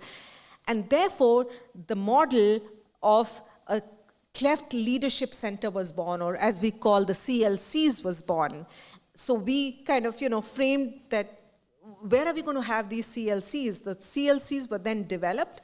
We kind of initiated this project. We helped partner hospitals. We helped our local partners to graduate, to come up to that level of becoming a CLC. So therefore, the capacity building, whether it's the equipment, whether it's the training, whether it's, getting all the specialities together, the CLCs were born. And today I'm really proud to say that we have 6 CLCs around the world. We have one in India, we have 2 in Vietnam, we have in Latin America, and we have, in the making, we have one in Ghana, in Africa. So, and the idea of this is to give that person, that family, that baby, that community, that country, comprehensive cleft care, which is best in class and top quality.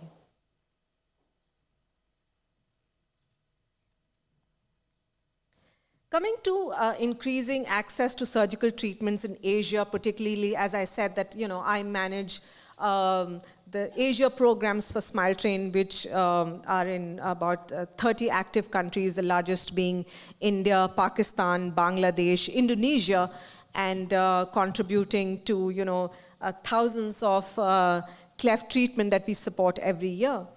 And as I speak, we have supported more than 1.6 million surgeries in the Asia region alone. I work with almost 1,300 partners, medical partners across 30 countries.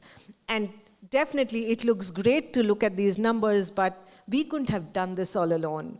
I mean, this is all about partnerships, and my co-panelists also talked about partners and how essential partnership is, whether it's working with local medical associations. We work with plastic surgery associations, we work with anesthesia associations, we work with the National Accreditation Board of Hospitals, with the NABH in India, which is an accreditation body. They take care of the safety and quality aspects of our programs.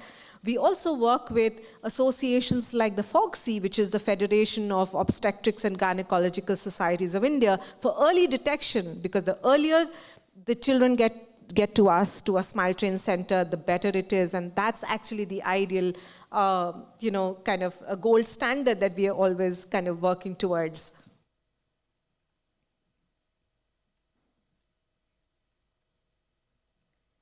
And as I already said, early detection allows for effective planning and treatment.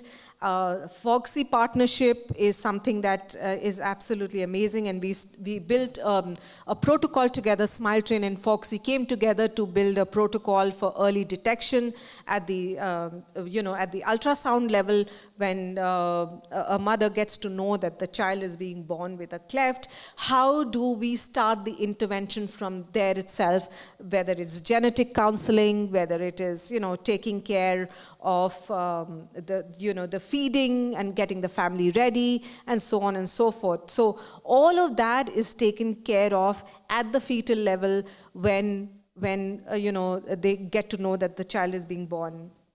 And the other aspect, important aspect of working together with partnerships for early detection is also registries. Utilizing, right now as we speak, we have cleft registries in Nigeria. We are actually working in Pakistan for a cleft birth registry. We're also looking at India and other countries to actually mobilize resources to work with governments and other health departments for bringing about and working with us to develop and come about for a cleft registry. Since 2015, unprecedented interest has been generated with multinational organizations, governments, ministries, professional societies, clinicians to increase access to SOA services, the surgical, obstetric, and anesthesia planning services. And with stakeholder driving changes in policy and programming areas surrounding surgical care.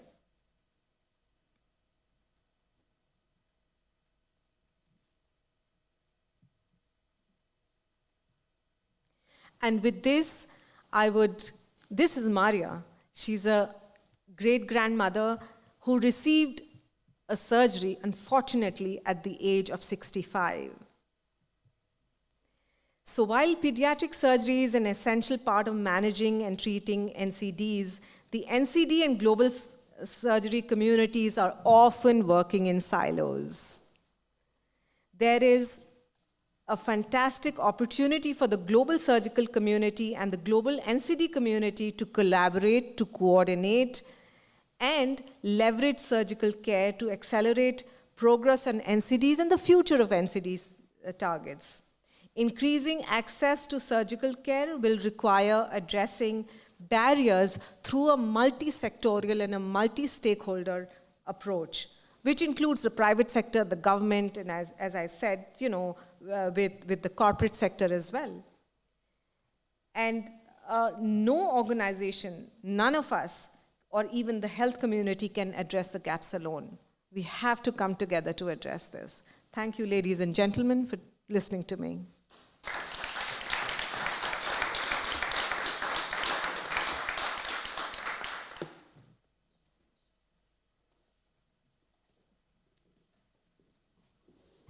Mamta, thank you for that enlightening presentation as well. We're moving to our final speaker for today, Dr. John Rose. Dr. John Rose is a plastic and reconstructive surgeon who cares for patients with cancer. He performs the entire spectrum of reconstruction, including surgery of the head and neck, extremities, breast, chest, and abdominal cavities. He has special expertise in microvascular reconstructive techniques such as nerve repair, free tissue transfer, and lymphatic reconstruction. His research focuses on the performance of healthcare systems for patients undergoing surgery. Taking a broad view of health services, he studies the effects of hospital protocols, the dissemination of new technologies, and the effects of healthcare policy on patient care. His research has received funding from the National Institutes of Health and includes data from multiple countries. Dr. Rose has authored more than 50 scientific manuscripts, and his work has been featured in landmark initiatives from the Lancet, World Bank, and World Health Organization. At this time, Dr. Rose is working on the development of data ecosystems in low and middle income countries. This includes participation in the SVIN metrics group, the World Bank's Disease Control Priorities Project, and launching a nationwide monitoring and surveillance program with Mozambique's Ministry of Health. Please help me in welcoming Dr. John Rose to the platform.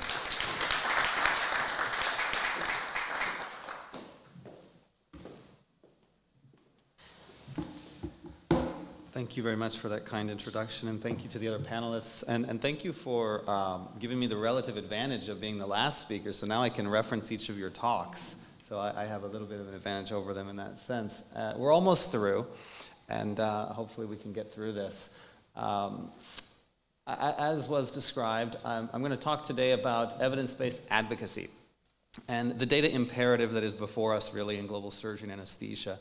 And in terms of disclosures, I have received funding from multiple organizations, and also, although I don't hold a position within WFSA, the World Federation for Society of Anesthesiologists, I do quite a bit of work with them as a consultant at this time. By way of an outline, I'll talk a little bit about the background, which overlaps significantly with what some of my co-panelists have already discussed, and then talk about standard indicators for global surgery and anesthesia, and then how these metrics can inform advocacy and policy.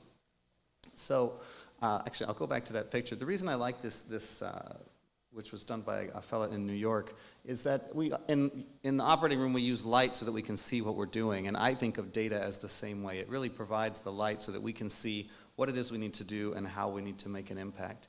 And as has already been discussed, there's really a tidal wave of non-communicable disease. I think a tsunami was the word that was used before.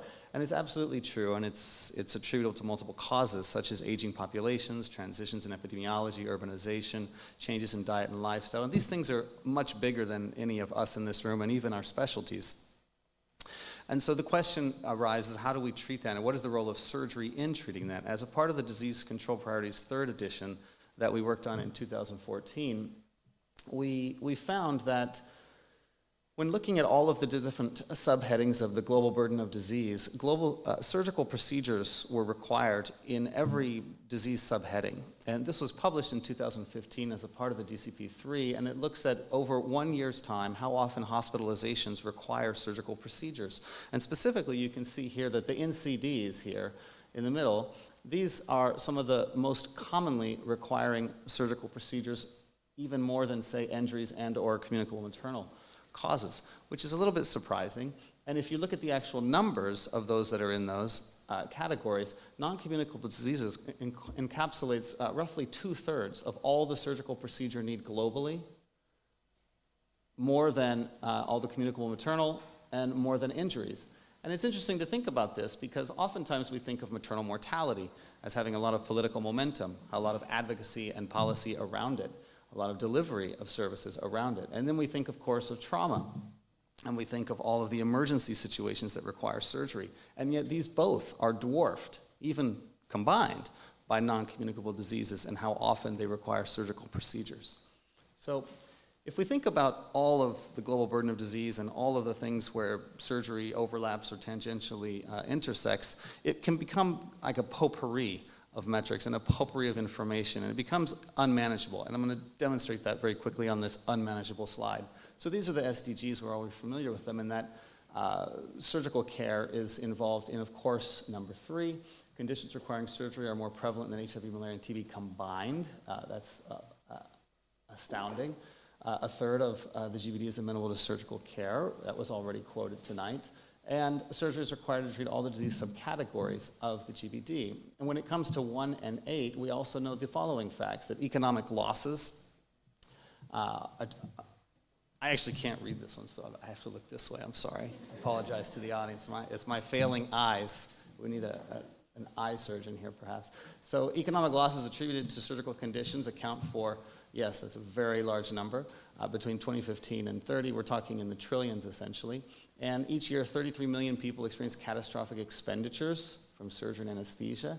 And 85% of men who lost their jobs in this country due to blindness from cataracts return to work after surgery. So, of course, this has implications for economic growth. When we talk about gender equity, we know that disease entities that affect women, for example, 85% of surgical cancer deaths occur in LMICs, and that 10 to 20% of pregnancies will require a C-section. We also know that 19% of women have suffered physical or sexual violence over the course of their lifetimes. With regards to number 10 and number 11, we know that 83% of surgical need is in LMICs, yet the poorest third of the global population receives less than 5% of global surgical procedures. In another country, 67% of the population is still rural. And yet 85% of the surgery, anesthesia, and obstetrics providers are employed by 6 hospitals in the major cities. So, of course, attributing to urban-rural disparities. If we go farther than that, we can also see that in other countries, surgical facilities, in the surgical facilities, 72% lack stable running water, stable electricity, and even oxygen supply, which is, of course, huge and revealed as a huge problem during the COVID pandemic. And then when it comes to peace, justice, and partnerships, these goals have been alluded to by all of my co-panelists, and the UNITAR NSOAP manual is, of course, something that has been a driving force for collaboration with surgery and anesthesia at the fore. And there are various regionally representative groups that we could talk about. Now, as I mentioned, that's a very busy slide. So how do we think then about monitoring and evaluation and then advocacy and policy for surgical and anesthetic services without getting into the weeds of too many different divergent conversations? And the need arose to think about standardized metrics. And the World Health Assembly in 2015 passed 68 15, which of course recognized that relevant, meaningful, and reliable measures of safe emergency and essential surgery and anesthesia are needed for assessment and monitoring and to foster political and public support. And this message was, of course, reiterated in the most recent ECO resolution from just this last year. So that set the precedent. And in the same year, 2015, the Lancet Commission on Global Surgery recommended a suite of 6 metrics for high-level monitoring at the country level to be implemented across the world. And I think of them in columns. So the left-handmost column here is related to preparedness. So 2-hour access is essentially whether or not patients have access to the minimum components to get a surgical procedure. And then the provider workforce density per 100,000 population alludes to that as well. In the middle, I think of it about delivery. So in terms of the surgical volume, it's actually just productivity. How many surgical procedures are we performing per year, per 100,000? With regards to perioperative mortality rate, that speaks for itself in terms of a quality metric at the most basic level. And then on the right side, I think of it in terms of financial risk protection, so impoverishing and catastrophic expenditures. These, of course, after being published in The Lancet in 2015, were later adopted as part of the core indicator framework within the WHO, as well as in the WDIs by the World Bank. And since that time, various groups have been working to implement data gathering projects with ministries of health.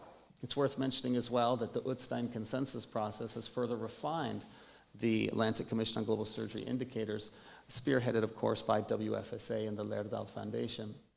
They really aimed to clarify some of the loose ends that we didn't tie up with the Lancet Commission, such as risk adjustment, how to use it, when to use it, how much to use, standardized procedure lists, et cetera, et cetera. There's one publication here that's cited, and we have another one that's already under review. And we have a data dictionary and comprehensive metadata that will be available soon to help to guide researchers and implementers at the country level. So be on the lookout. In terms of academic contributions, it's already been alluded to that we need to foster relationships between academia and the policy arena. And early academic contributions were some of the most important ones in terms of disseminating standardized metrics. So for example, this is the surgical volume and perioperative mortality rate as described by the Lancet Commission on Global Surgery, but only from one hospital. This is another example of the largest state in Australia, where all of the hospitals in that state reported one of the Lancet Commission indicators. This is an example of an entire country, in this case a high-income country with a socialized medical system that has a very strong data ecosystem that is electronic. And then this is an entire region. And this is kind of a sequential growth, and it makes it seem like it was linear and easy, but these are the kind of advancements that have been made in terms of acquiring some of this data that we talked about in 2015. Just to take one of them for a moment and look at the cumulative number of countries that have reported surgical volume per 100,000, you can see here that over the last 20 years, it's a sharp increase. Interestingly, only about half of these are from the academic community now, meaning that it's transitioning into the public space.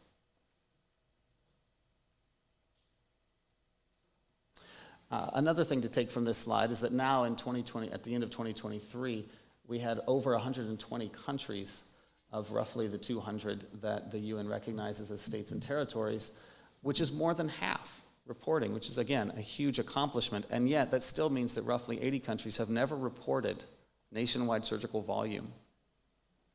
Never, which is bizarre. And if we take this another step and say how many of the countries that are represented here did it more than once, it's a handful, essentially. So in order to arrive at monitoring and evaluation, we have to go beyond this initial wave of interest and this initial wave of enthusiasm and go beyond just reporting it once. It cannot be just a research project. We have to embed it within something more sustainable than just a research mechanism. So how do we do that? Well, in order for it to inform advocacy and policy, we have to ask ourselves some pretty existential questions about advocacy, policy, and data. Which one comes first? We would all love data to inform policy and data to inform our advocacy, because that's the way we're all trained as physicians and public health practitioners and managers of information. And yet, oftentimes we can't muster the political will to even launch a nationwide data infrastructure if we don't have the policy behind it. So which one should we do first? The NSOAP manual was referenced from UNITAR, and we're all familiar with the first handful of NSOAP experiences in the world. They're documented very well on the PGSSC website. Most of them, I would even dare say all of them, did not have the benefit of having a nationwide data set available to them at the time they did it. So they used partial data sets or they used modeled data sets. That's, of course, a good crutch to get us to the next step, but it's not as good as having the data itself. So this question in your own context and in your own country or in your own region of a country has to be asked. Are we going to proceed with policy in order to cultivate data gathering exercises, or are we going to wait for the data and then let that inform our policy? There's obviously no right answer here. In different contexts, it's going to roll out in different ways. We essentially have to take the gains we can get and then continue to iterate in this virtuous cycle as we go forward. But I'll talk about one case study where I've done some work, which is Mozambique. It's a country that has roughly 54 hospitals, at least it did in 2015 when we launched this particular study with the Lancet Commission indicators, with surgical capacity, that is. At the time, they had no centralized database, and they also had inconsistent written records within the healthcare system.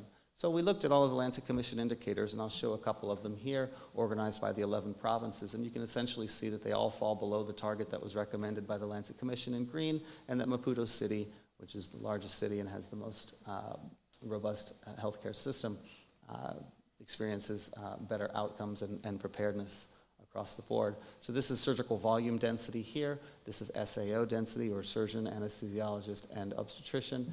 This is timely access. Again, you can see the tale of two worlds, essentially, between the urban and rural settings. And this is postoperative mortality rate, where it varied by a factor of 10 between the city and some of the more outlying districts.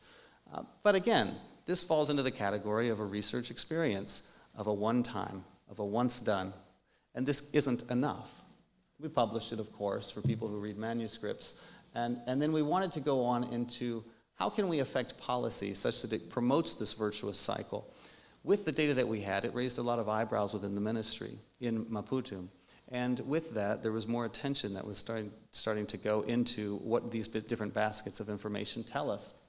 But we also found that we can play other games with these numbers and learn things that can help health policymakers make better decisions. So for example, when we consider Mozambique in 2015, at the time the data was collected, these were the top 10 contributors to DALYs according to the IHME. If you compare it, for example, to the United States of America, where I practice most of the time in California, you can see that there's a difference, meaning that while there are a few NCDs in 2015 in Mozambique's landscape, they dominate in the United States, which is, of course, a high-income country. But if you look at deaths, there are more NCDs working their way up, cardiovasculars being there. And if you look at the United States, it's, of course, also dominated at the top by NCDs. What this means is that different countries have different health profiles, and based on that epidemiologic footprint, the surgical procedures that are going to be required to meet the burden of disease in each country is going to vary. And you can actually map that out. So this is looking at all of the disease subheadings of the global burden of disease, which are in the colors here. And this is looking not at country level, but aggregated at the global level into epidemiologic regions according to the World Health Estimate.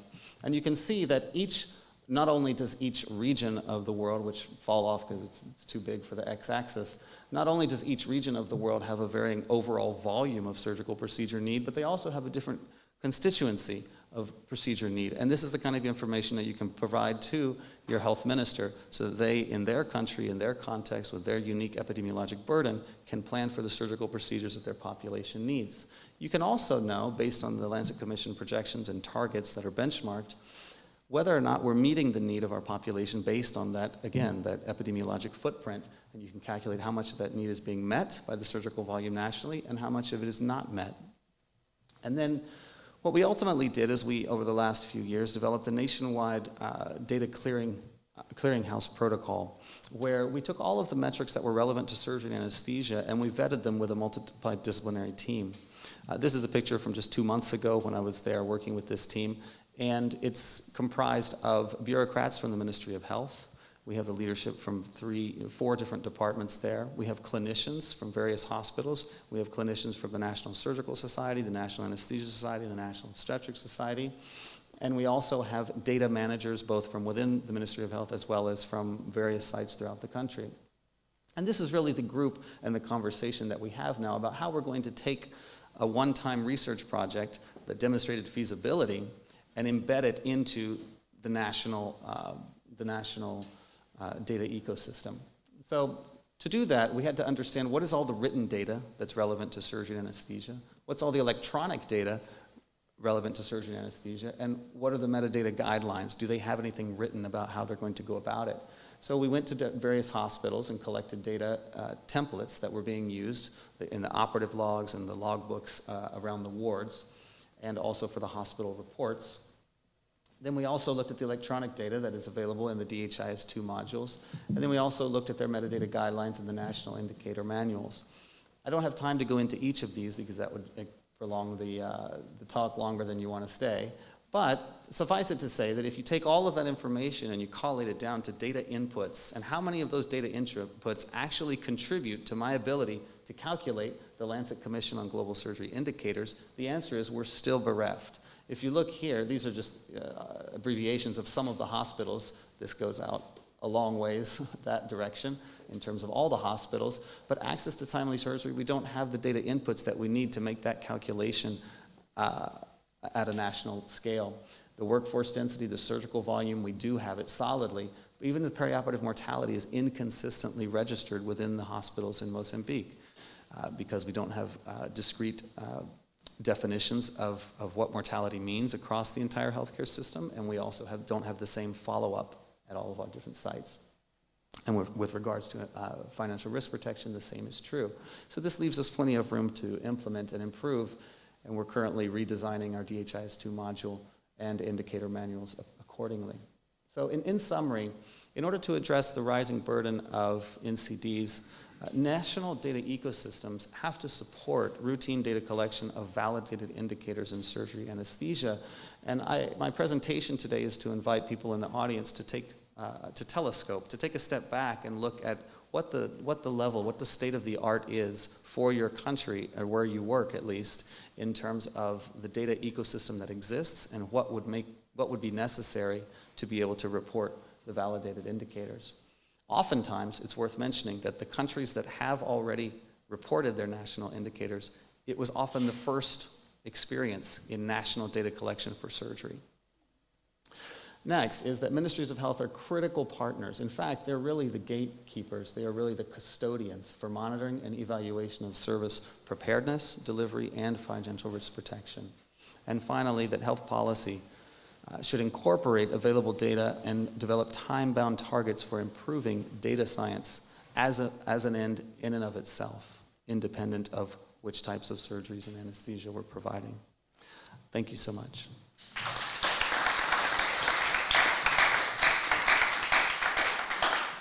Thank you so much, Dr. Rose.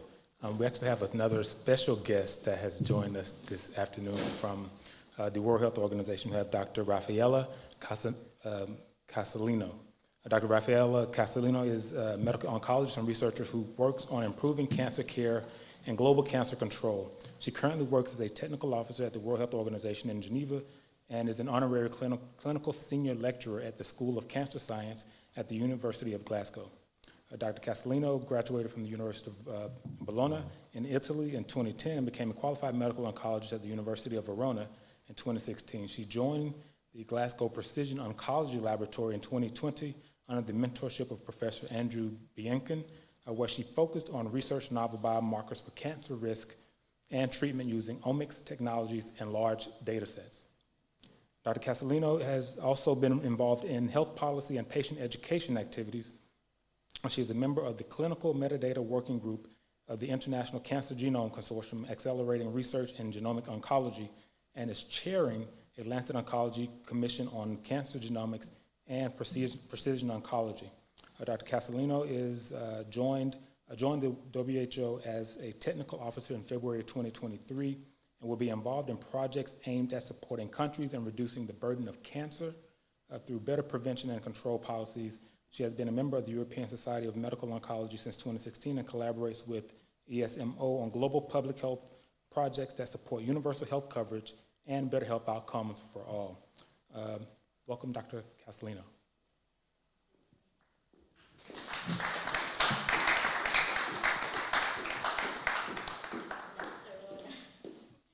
was not expecting such very long and detailed introduction. I guess it is my director, Dr. Bente Mikkelsen, who suggested these kind words. Apologize, I just arrived after 12-hour trip, so I missed the first part of the discussion, of course, but I'm here to provide an overview of what is the current burden of NCDs and why surgery it is important to address not only the burden of NCDs but also the Sustainable Development Goals. 3.4 to reduce mortality by NCDs by 1/3 by 2030, and 3.8 the achievement of universal health coverage. Meaning that patients need to access the healthcare services they need without facing out-of-pocket expenditure. Now, surgery and NCDs have something in common. They have both been defined the neglected stepchildren of global health, because they both receive disproportionately low attention, prioritization, and funding on the global health agenda. On one side, NCDs are on the rise. They represent currently the 74% of global cancer deaths, but the burden of NCDs is increasing exponentially. And on the other side, surgery is essential. I guess you have already highlighted it earlier, but it's an essential component of the treatment for NCDs. And almost 1/3 of patients with NCDs need surgery during their treatment journey. Now, data indicates that the majority of patients around the world don't have access to surgery, safety and affordable surgery. I listened to the results of the Lancet Commission on Global Surgery, but I'm not sure this is linked to a Lancet Oncology Commission on Cancer and Surgery, published last year. The findings were shocking. Patients with cancer, almost 80% of patients with cancer need surgery along the treatment journey for curative treatment, prevention, but also palliation and reconstruction. The Lancet Oncology Commission showed that less than 25% of patients around the world can access surgery. These data, to me, are shocking. It is also clear that the surgery agenda and also the NCD agenda cannot be delivered in isolation, but rather should be operationalized through integrated programs, strengthening of healthcare systems and universal health coverage. The pathway is not easy. It will take years, and we need to be honest about that. We cannot change the status quo quickly. And the main issue, one of the major issues regarding surgery, the bottleneck is the workforce. We are focusing within the NCD department as part of the road to 2025. We are focusing on several aspects, including what is the current distribution of the healthcare workforce around the world. And we are now collecting the data on the cancer surgery workforce and the surgery workforce for NCDs. And again, the data are very, very dramatic. We need to invest on the workforce, we need to improve planning, long-term planning, and we need to improve on the funding, domestic funding and international funding. Just quickly, and I close here, next year represents a crucial point for NCDs. The fourth high-level meeting of NCDs 2025. This meeting represents an important moment for our community to elevate surgery on the global health agenda. We are preparing documents, evidence to support the report of the Director General to the UN high-level meeting on NCDs, and we will be all that is needed. We will provide all the evidence needed to support and to elevate surgery on the global health agenda. Thank you for inviting us, also on behalf of our director, Dr. Bente Mikkelsen, and happy to continue the discussion with you all.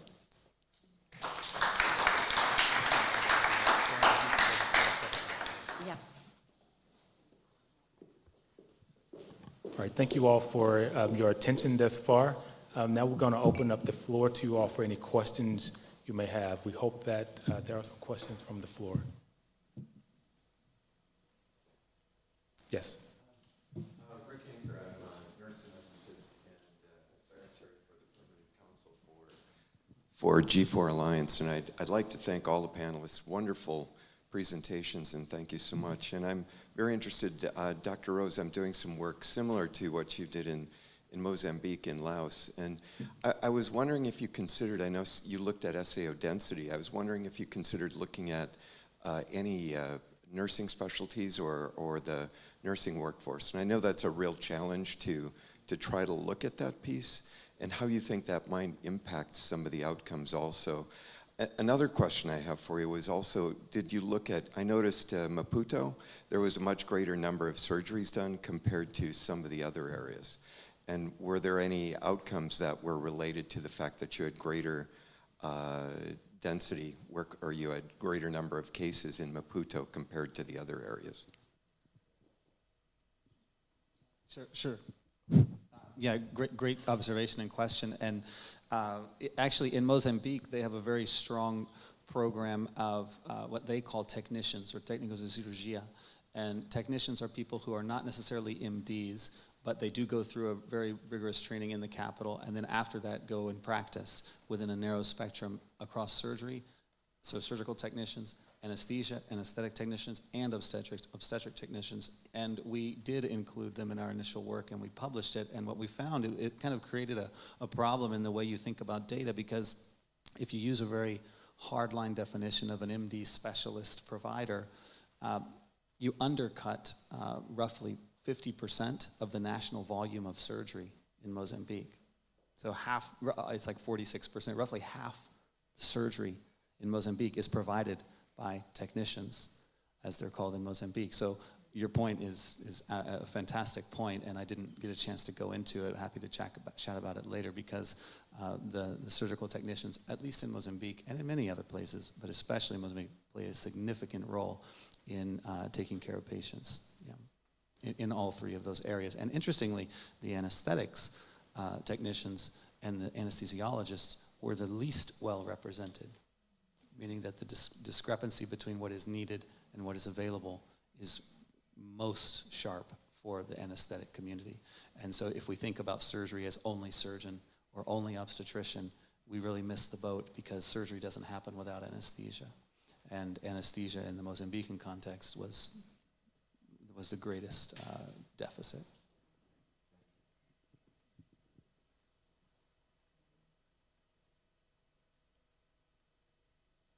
We have one question from the chat, since there's no more in the room. This question comes from Deepak Sharma. It says, besides participating in mechanical thrombectomy procedures where anesthesiologists' presence has been shown to improve care, anesthesiologists can help improve overall stroke care in multiple ways. In addition to being the perioperative physician managing complications, such as the aspiration example, in many parts of the world, anesthesiologists function as default emergency physicians and intensivists also. There are also potential opportunities for anesthesiologists to impact stroke prevention. However, global access to anesthesia care is significantly limited, and anesthesiologists' involvement in stroke care even more limited. Can the panelists please discuss efforts to improve anesthesia access to improve stroke care access?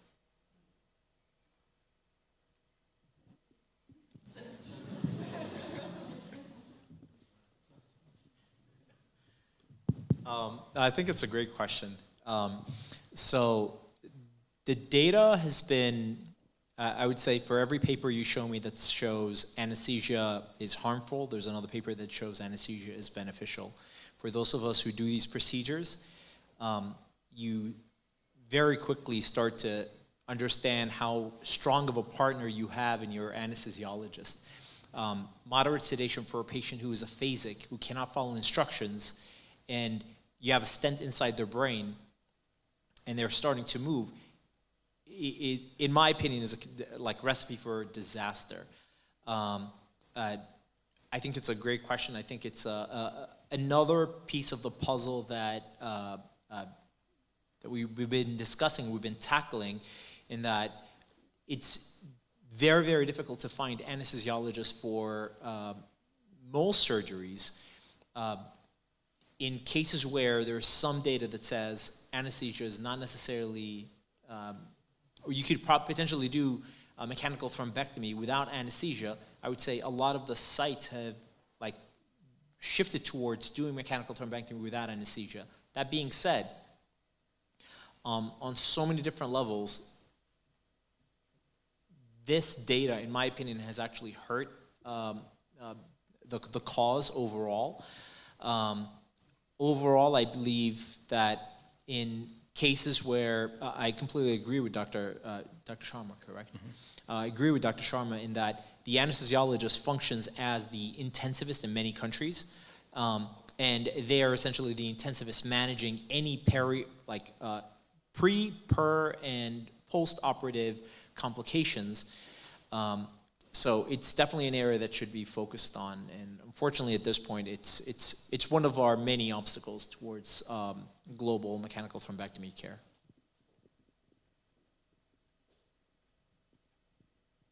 Anyone else like to chime in on that? Okay. We have one more question from the floor.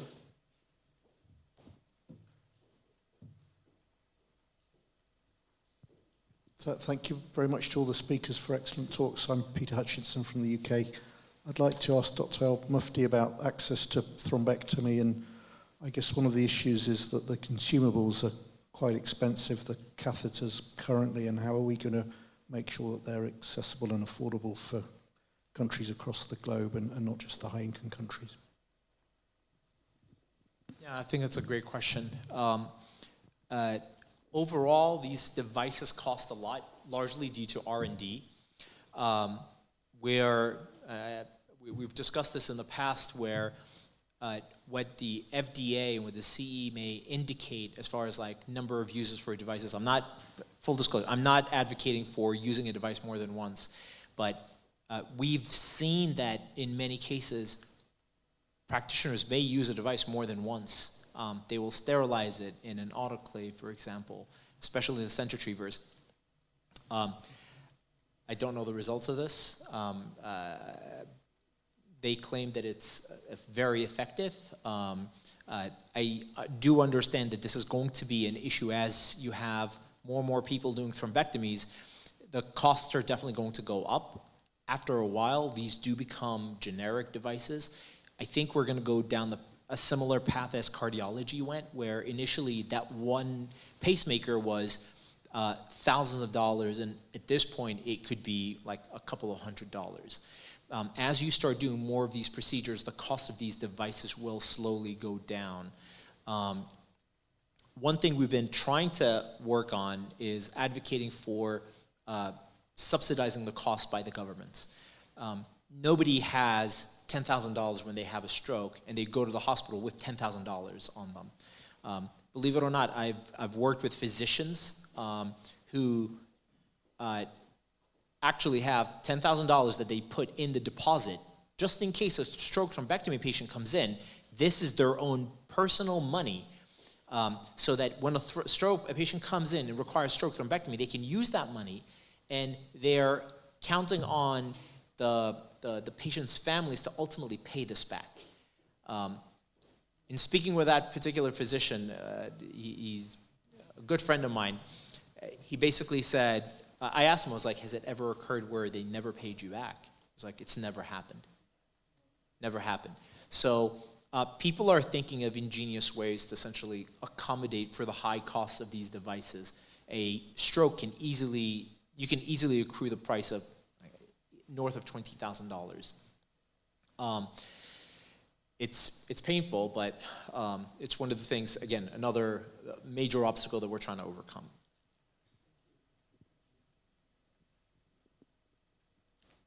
Okay, 2 more questions and then we'll.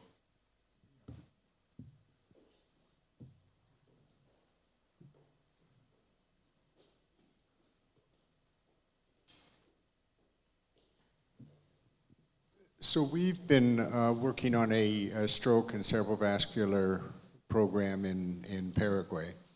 And of course, could you just talk a bit about where you feel that chemical thrombolytics fit in any comprehensive stroke program that you're going to develop? And because that should be part of it. Mechanical thrombectomy is the selling point. But being able to do chemical thrombectomy certainly is frequently a starting point. So the question is with regards to what are we doing with regards to mechanical adjunct therapies with for acute stroke care in terms of fibrinolytic therapy like IA, TPA, or TNK, tenecteplase. So one thing we pride ourselves on at Mission Thrombectomy is that we collaborate very broadly with anyone who's willing to partner with us. I am well aware that the American Heart Association, the World Stroke Organization, the European Stroke Organization, the WFITN, all of these organizations are some of our partner organizations that have focused on either mechanical thrombectomy globally or medical management of stroke care. So we see our work as that goes hand in hand with everything else that they're doing. So just like what you're doing in Paraguay, we feel like we would complement that work by bringing in our expertise with regards to mechanical thrombectomy. Many of the people who currently do mechanical thrombectomy are also very comfortable giving TPA. Yeah, hope that answers your question. Good evening, Dr. Ruben Ayala from the board, as member of the board of directors of the G4 Alliance and also a member of Operation Smile.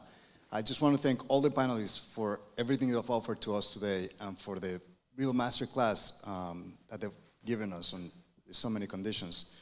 And I want to also say thanks to our last speaker who, after traveling for 12 hours, just came in, showed up, and gave us a masterclass of really important points that really get to us. You did mention something that made me think. You said, we're not going to change the status quo so sort of quickly or easily. But in your position, you are part of a team that is presenting high-level reports to the Director General, obviously engaged in many different discussions.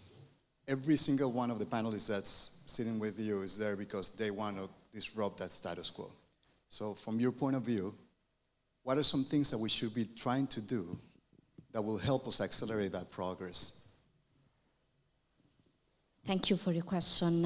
Exactly, we are in the position to activate a political will. So we need to provide the evidence. So what you are doing and what the academic community is doing is providing robust evidence from the ground. Because we don't have the power to get data, analyze data as WHO, so as World Health Organization, on specific and dedicated aspects. But we can collaborate with all of you to get those data and to provide the evidence that we need. This data also help us develop tool to help countries identify the intervention that can be easily applicable and tailored to the local context. I'm referring, for example, to Universal Health Coverage Compendium, which is a tool that can be used by country to select the intervention that can be applied to their local context based on the specific disease burden and the local resources.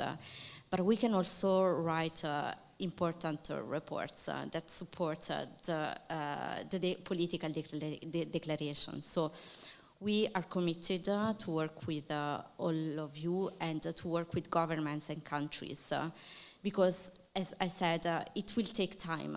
You can't change, you cannot train surgeons in 2 years. It will take at least 10 years to get medical students from the first year of medical training to the last year of surgical training.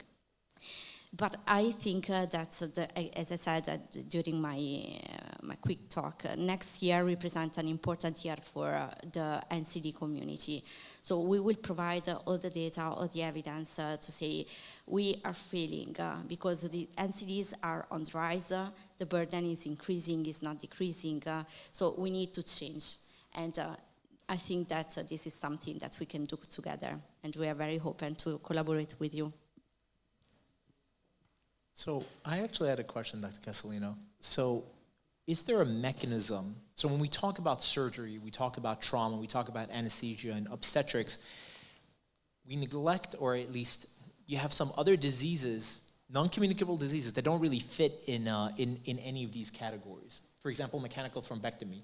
It's a minimally invasive procedure that technically requires some skill, but it could be done. Cardiologists could potentially do it.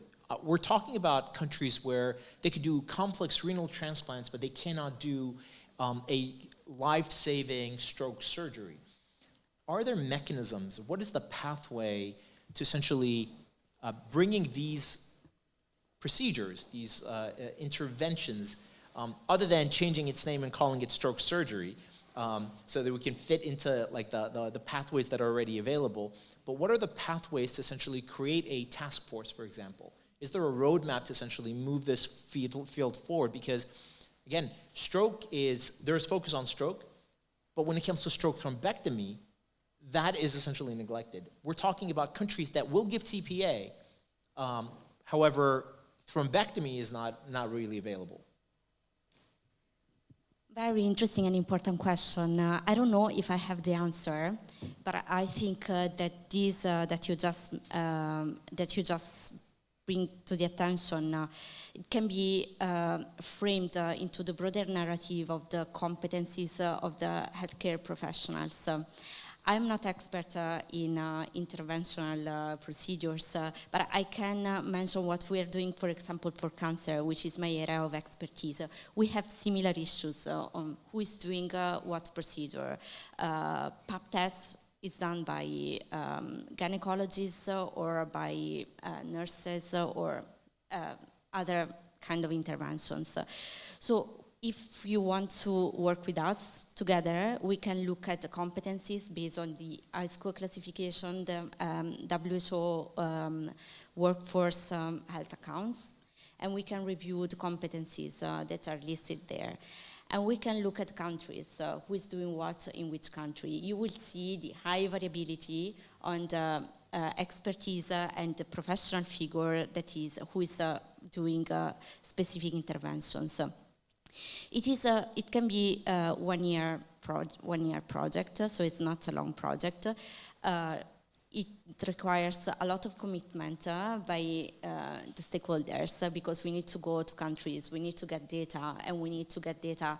It is difficult to get those data from governments, but rather from professional organizations, professional societies. But through these mechanisms, we can develop workforce competencies framework for surgeons for NCDs. I mean, I had this idea while talking, but if you're interested, we can explore this way together. Thank you very much. I think we'll say kudos to exploration of ideas here. As we prepare to conclude, I'll ask everyone to stand and give our panelists a round of applause.